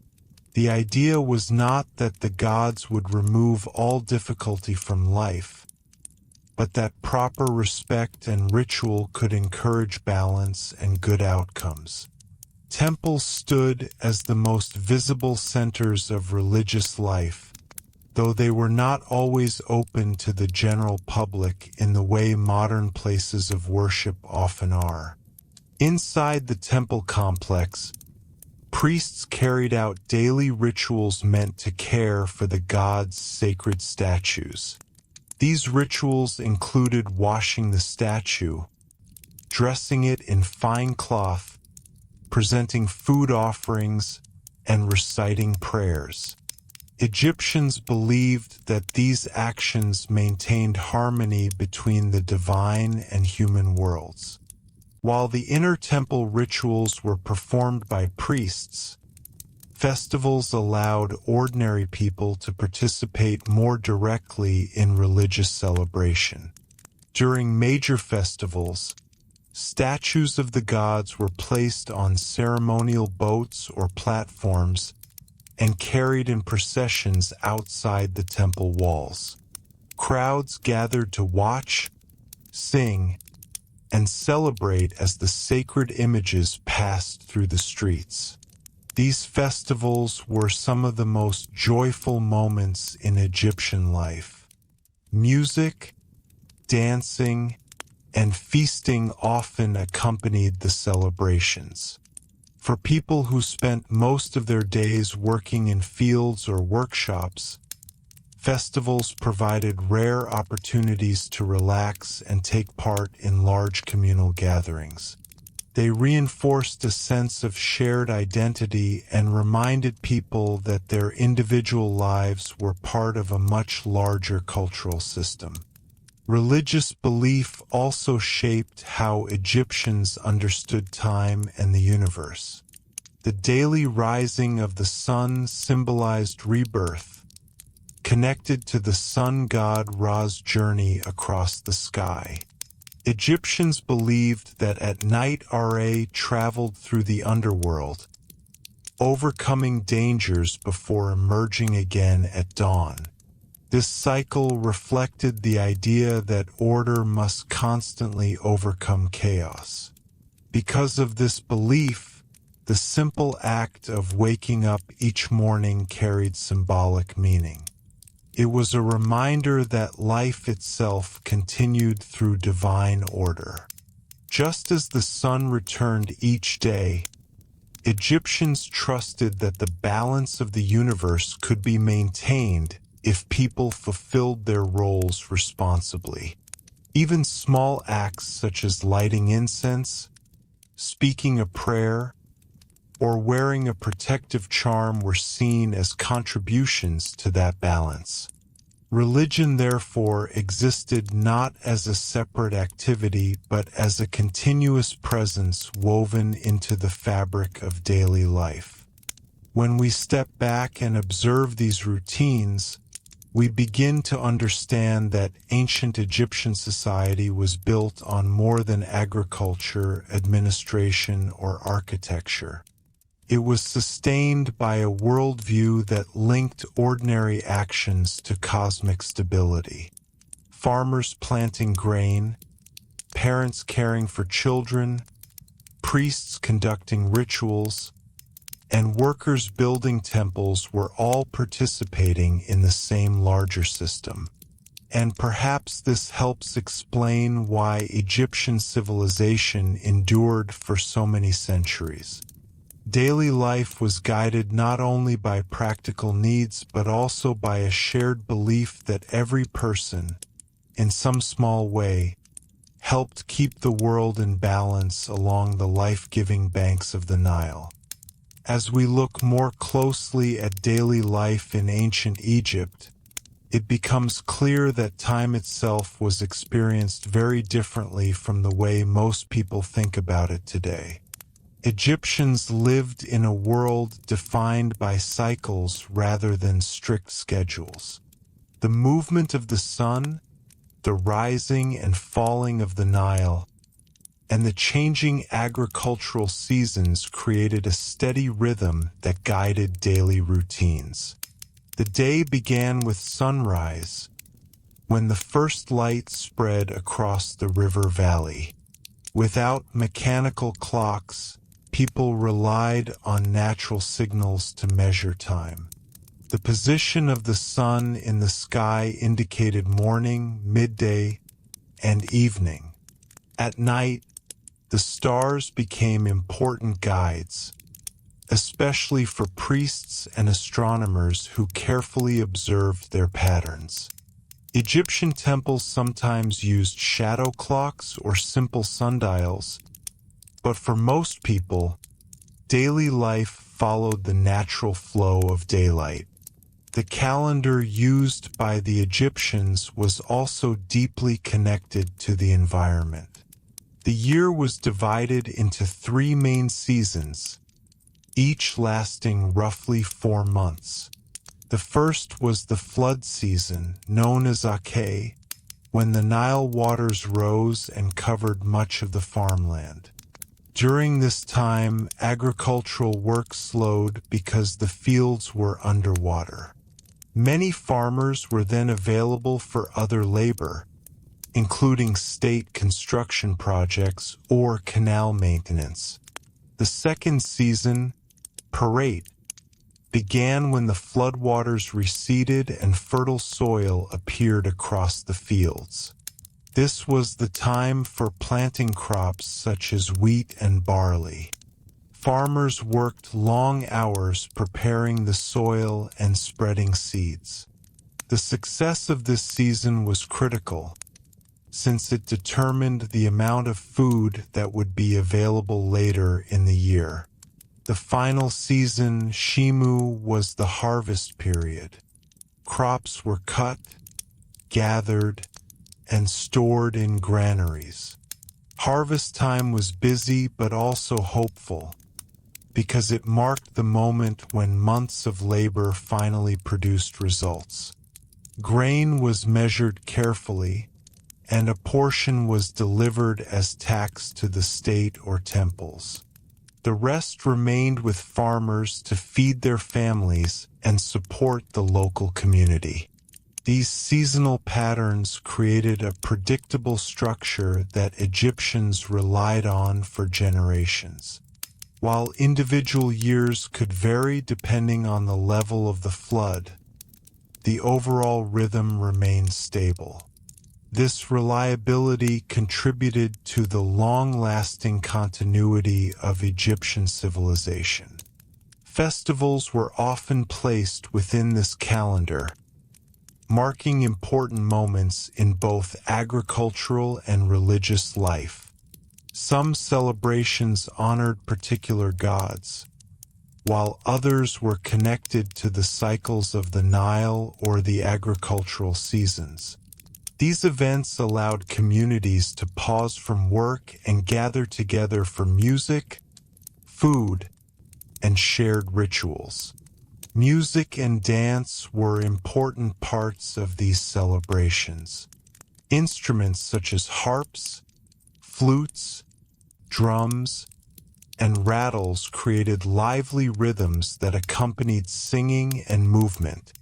Musicians and performers were often skilled professionals, especially in temple ceremonies or royal events, though informal music was also part of everyday gatherings. Food during festivals could be more abundant than during ordinary days. Families prepared special dishes, and larger quantities of bread, beer, and meat might be shared. For people who lived modestly most of the year, these moments of celebration were especially meaningful. Community gatherings during festivals also helped strengthen social bonds. Villagers met relatives from nearby areas, exchanged news, and participated in rituals that reminded them of their shared cultural identity. These gatherings reinforced the connection between individual households and the larger society. Even though work remained the dominant feature of daily life, these seasonal events provided balance.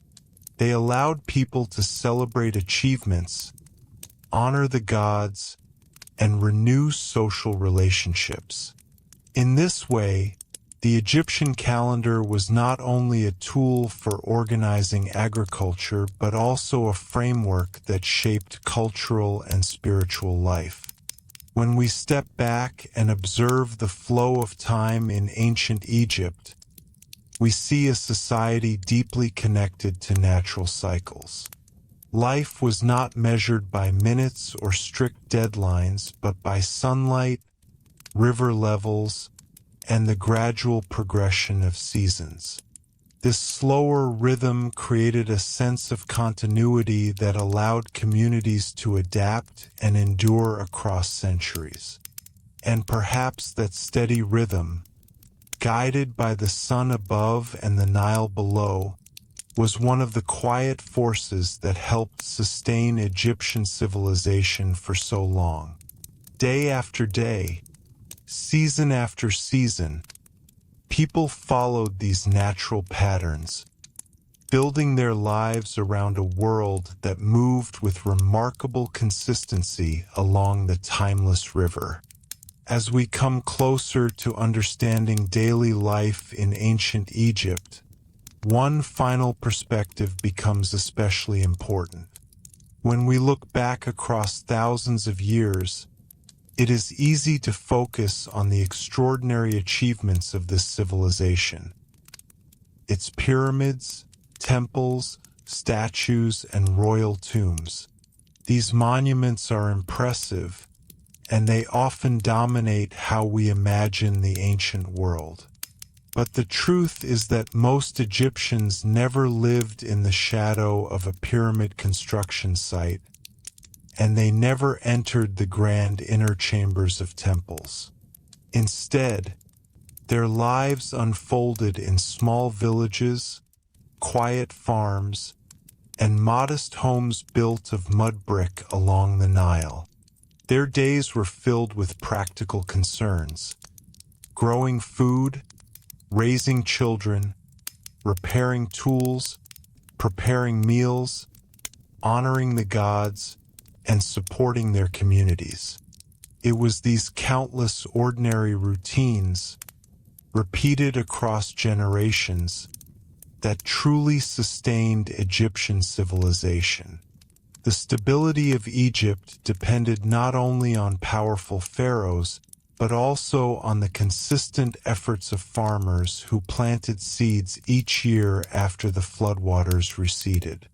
It depended on fishermen who brought food from the river, craftsmen who produced tools and household goods, and scribes who recorded harvests and agreements.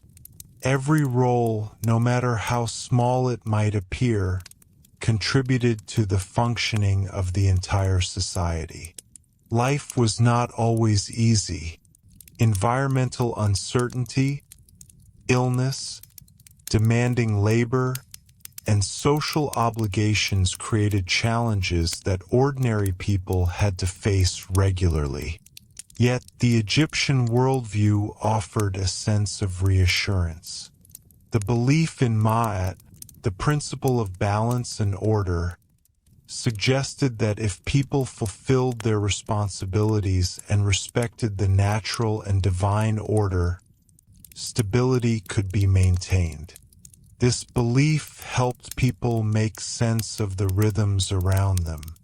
The Nile flooded and receded, crops grew and were harvested. The sun set and rose again each morning.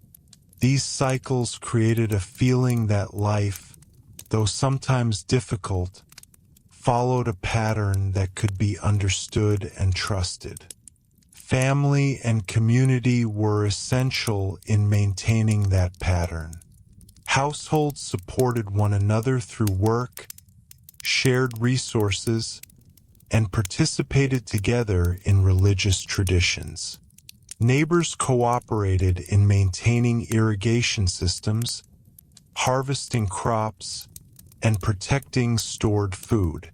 Social connections strengthened resilience, ensuring that individuals rarely faced challenges entirely alone. Over time, the accumulation of these small daily actions created something remarkable. Each generation passed down knowledge about farming, craftsmanship, belief, and social customs. This continuity allowed Egyptian society to remain recognizable for centuries.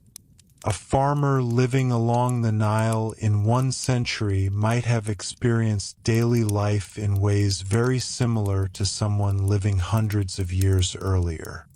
And it is precisely this continuity that makes ancient Egypt so extraordinary.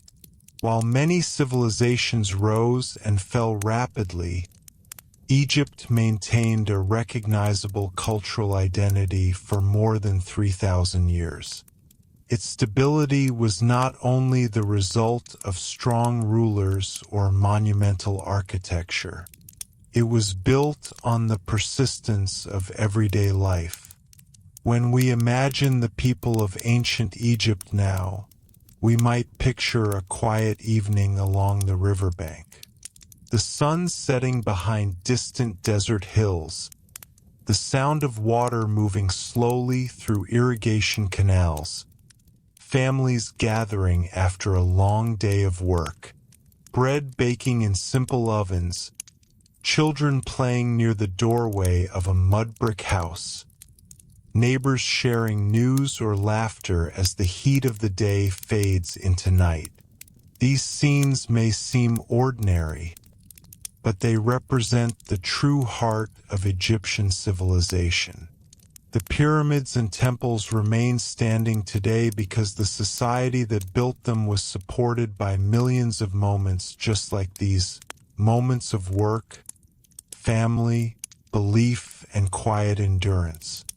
And in that sense, daily life in ancient Egypt was not simply the background to history. It was the foundation that allowed one of the world's greatest civilizations to endure beside the Nile for thousands of years, guided by the steady rhythms of nature and the shared traditions of the people who called that river valley home. Even after exploring so many aspects of daily life in ancient Egypt, there is still something remarkable about how ordinary routines created such an enduring civilization. When historians study Egypt today, they often rely on grand monuments and royal inscriptions. Yet some of the most revealing evidence about everyday life comes from far smaller sources. Fragments of pottery with writing on them, worn tools discovered in old houses, baskets left behind in storage rooms, or letters written between family members. These discoveries reveal a quieter side of Egyptian history. For example, simple letters written by workers show people asking relatives to send supplies, checking on family health, or discussing everyday concerns like delayed food rations. These messages remind us that behind the official records and temple carvings were individuals dealing with the same kinds of practical problems that people face today. Archaeological sites such as workers' villages have been especially valuable in uncovering these details. In places where craftsmen and laborers once lived, archaeologists have found cooking tools, toys, personal jewelry, and even written complaints about working conditions. These findings help reconstruct the ordinary experiences that rarely appeared in official monuments. One important example comes from the village of Deir el-Medina, where artisans who built royal tombs lived with their families.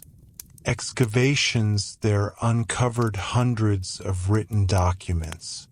Some of these texts describe arguments between neighbors, requests for time off work, and complaints about food shortages. One remarkable record even describes workers refusing to continue working until their grain rations were delivered, suggesting that organized protests could occur even in ancient times. These small pieces of evidence help historians move beyond the image of ancient Egypt as a distant and mysterious world. Instead, they reveal a society filled with real human experiences: frustration, cooperation, ambition, and hope. Workers worried about their pay, parents cared for their children, neighbors settled disputes, and families celebrated festivals together. Archaeology also shows how Egyptians adapted their environment to make daily life more manageable. Storage jars discovered in homes reveal careful planning for food supplies. Tools found in workshops show how craftsmen refined their skills over generations. Even the layout of villages demonstrates thoughtful design, with homes arranged around shared spaces where families could interact and work together. Over time, these details create a fuller picture of what living in ancient Egypt actually meant. It was not a world frozen in monumental stone, but a living society that changed gradually as new rulers rose, technologies developed, and cultural ideas evolved. Yet despite these changes, many of the core patterns remained consistent. Reliance on the Nile, strong family connections, respect for religious tradition, and the importance of cooperation within the community. This balance between stability and gradual change may help explain why Egyptian civilization endured for so long. While rulers and dynasties shifted over the centuries, the fundamental structure of daily life continued to provide continuity. Farmers still watched the river. Craftsmen still worked in their workshops. Scribes still recorded grain deliveries, and families still gathered together in the evening after long days of labor.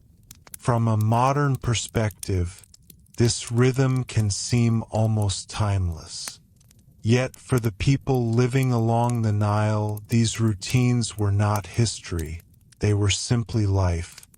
Each generation grew up learning the same patterns, trusting that the river would flood, crops would grow, and the world would remain balanced if people fulfilled their responsibilities. And perhaps that is the most powerful lesson hidden within the story of daily life in ancient Egypt. Beneath the towering monuments and famous kings was a civilization sustained by patience, repetition, and quiet resilience. Ordinary people performing ordinary tasks created a society strong enough to last for thousands of years.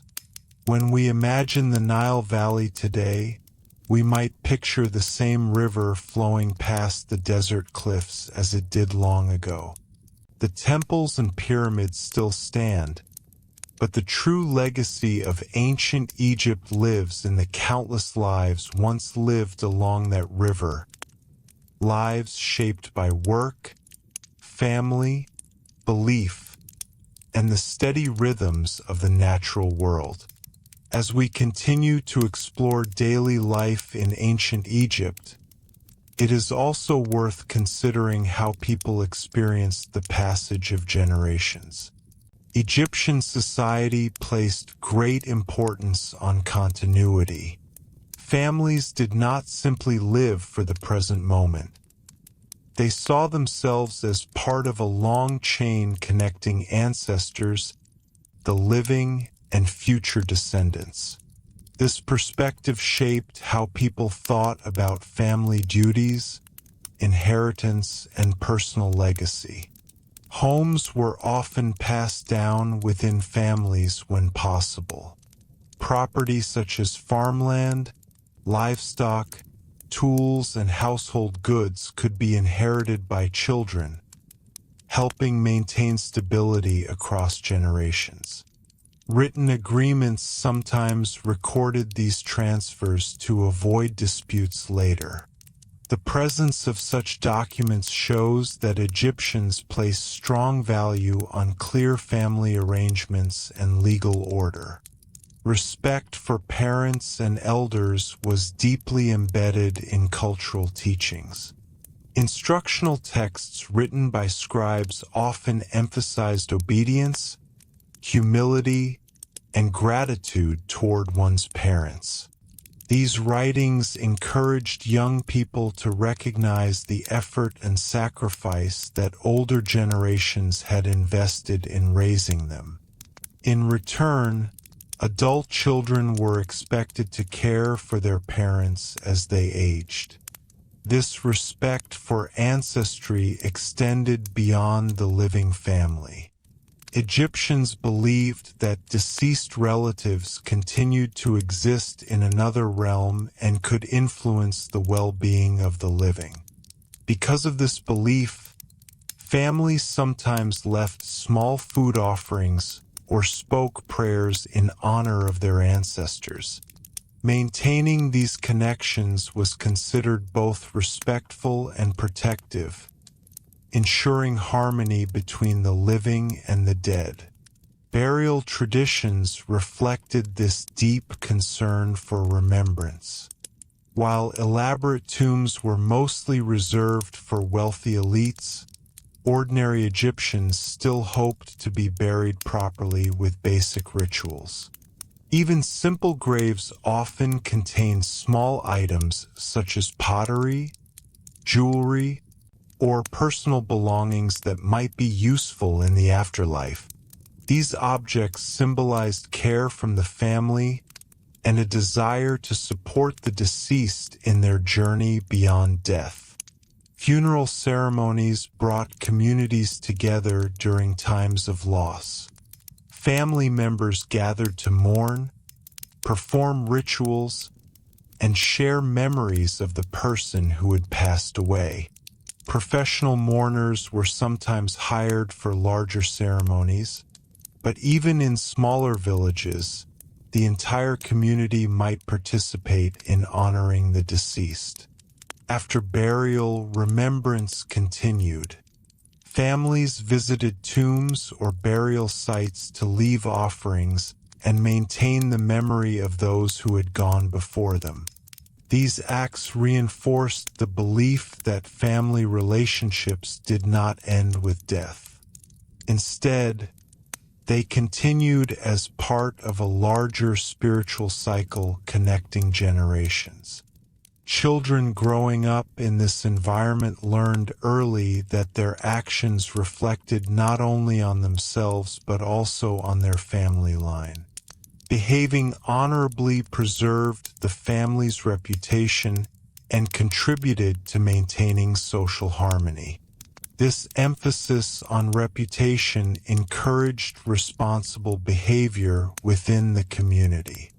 Over time, these traditions created a powerful sense of cultural continuity.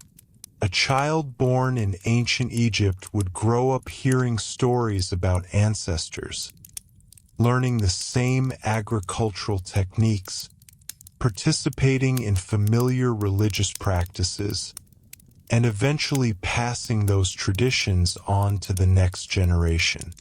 This repetition helped maintain the remarkable stability for which Egyptian civilization is known. The same river flowed past the villages year after year, and the same seasonal rhythms guided planting and harvest. Families experienced births, marriages, and deaths within that steady framework, always aware that their lives were part of a much larger historical pattern. When we imagine daily life in ancient Egypt now, we often picture grand monuments that have survived thousands of years. Yet the more enduring legacy may actually lie in these human traditions. Families caring for one another, passing down knowledge, honoring ancestors, and teaching children how to live responsibly within their community. Through these quiet acts of continuity, generation after generation contributed to a civilization that lasted far longer than most others in ancient history.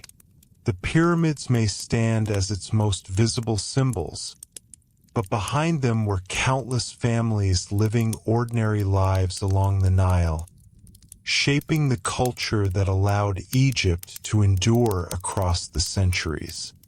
Another dimension of daily life in ancient Egypt that often receives less attention is the role of work specialization. While agriculture formed the foundation of Egyptian society, not everyone spent their entire lives farming. As the civilization grew more complex, different professions began to emerge, each contributing to the functioning of the larger community. Craftsmen were among the most skilled workers in Egyptian society. These individuals produced objects that were both practical and decorative. Potters shaped clay into jars, bowls, and storage containers used in nearly every household. These vessels were essential for storing grain, oils, beer, and water. Without them, preserving food supplies would have been much more difficult in the hot climate of the Nile Valley. Carpenters were another important group of craftsmen. Although Egypt had limited natural forests, wood was still used to make furniture, doors, tools, and small boats. Some wood was imported from regions such as Lebanon, where cedar trees were more abundant.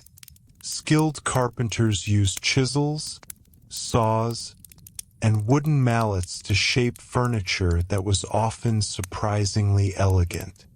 Archaeological discoveries show that even thousands of years ago, Egyptians produced chairs, beds, and storage chests with careful craftsmanship.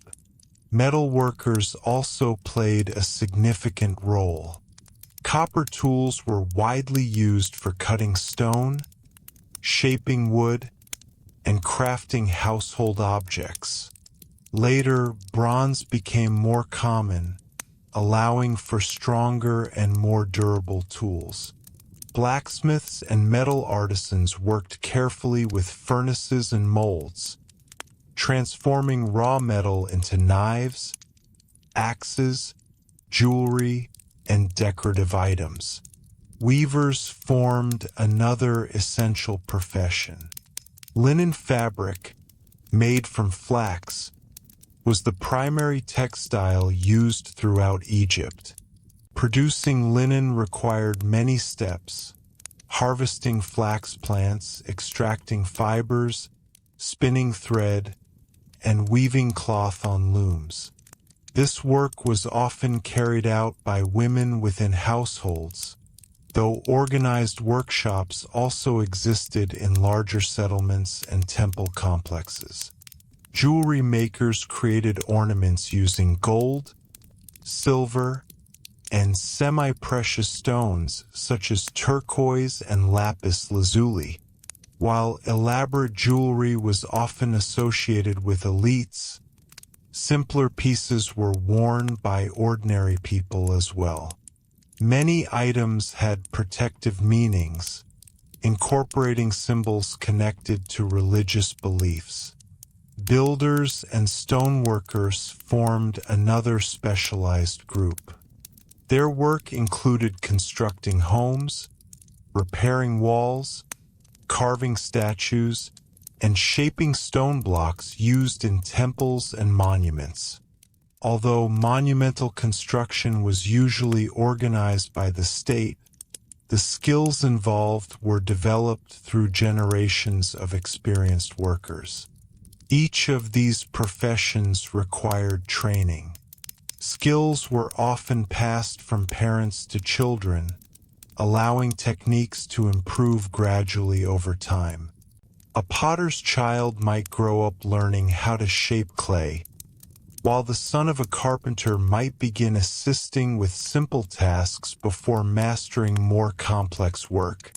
In this way, knowledge was preserved within families and local communities. Workshops were usually simple spaces but could be busy environments filled with tools, materials, and half-finished products. Craftsmen often worked in teams, sharing responsibilities and helping each other complete projects. Cooperation helped maintain efficiency, especially when producing goods for temples or large estates. Payment for this work did not usually involve coins. Instead, workers received goods such as grain, clothing, or oil. These items could then be exchanged in local markets for other necessities. This system allowed economic activity to continue even without a standardized currency. Despite the variety of professions, most Egyptians still lived relatively modest lives. Skilled work brought respect and stability, but it did not necessarily bring great wealth.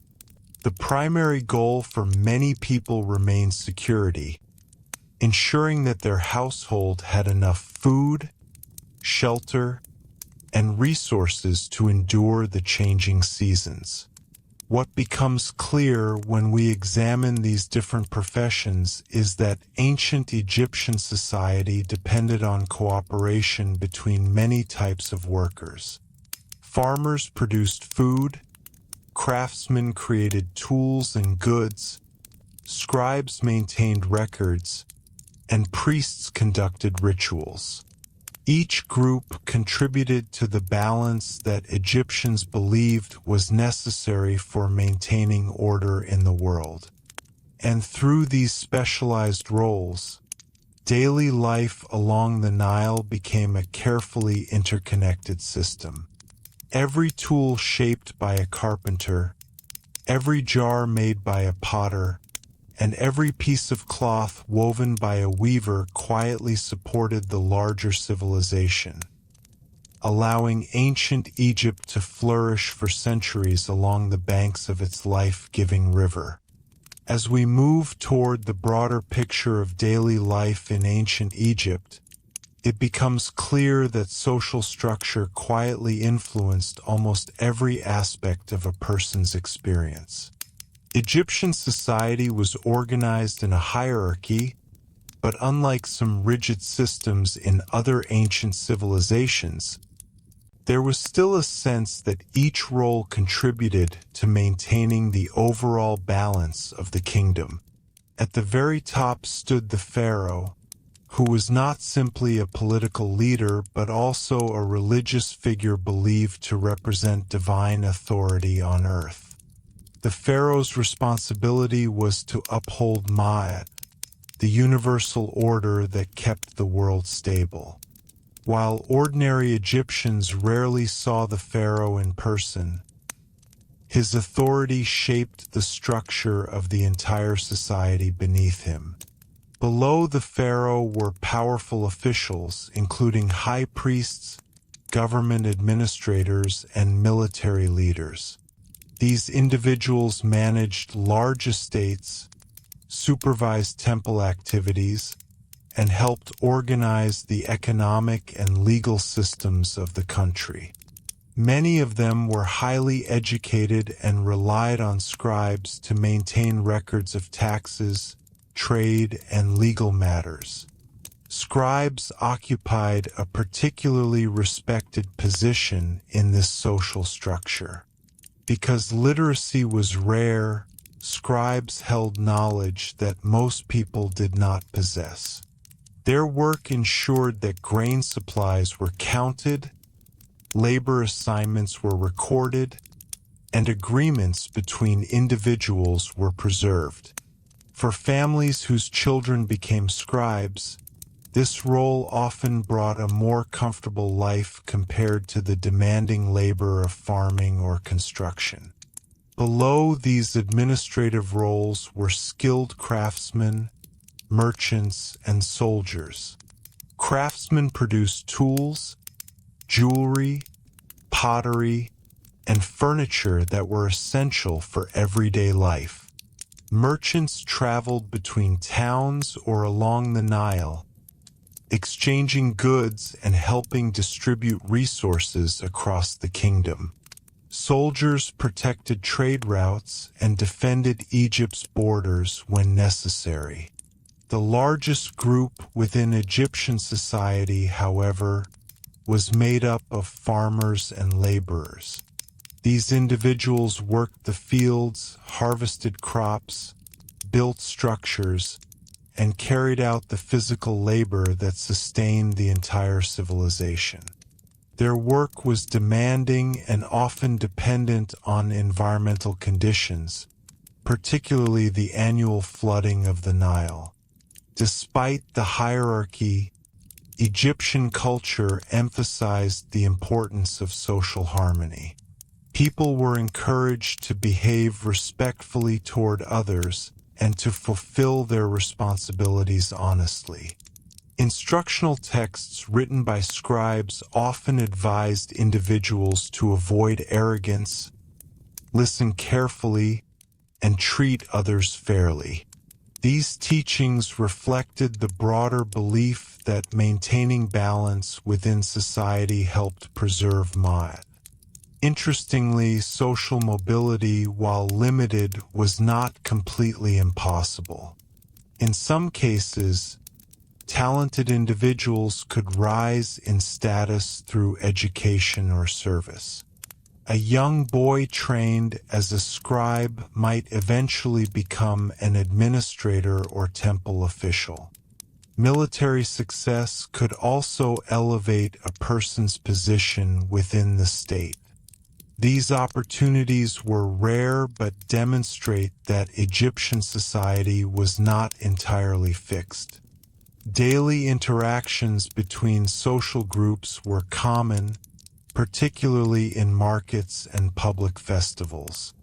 Farmers brought goods to trade, craftsmen sold their products, and merchants negotiated exchanges. These shared spaces allowed people from different social levels to interact in practical ways, even though their lifestyles and responsibilities might differ significantly. Clothing, housing, and diet often reflected social standing. Wealthier individuals lived in larger homes with courtyards and multiple rooms, while most farmers lived in smaller mud brick houses. The wealthy had access to finer linen clothing, elaborate jewelry, and a more varied diet that could include meat more frequently. Yet despite these differences, many aspects of daily life remained surprisingly similar across social levels. Families gathered for meals, honored the gods through small rituals, and followed the seasonal rhythms shaped by the Nile. The shared environment created common experiences that connected people throughout the kingdom. In the end, Egyptian society functioned like a carefully balanced structure.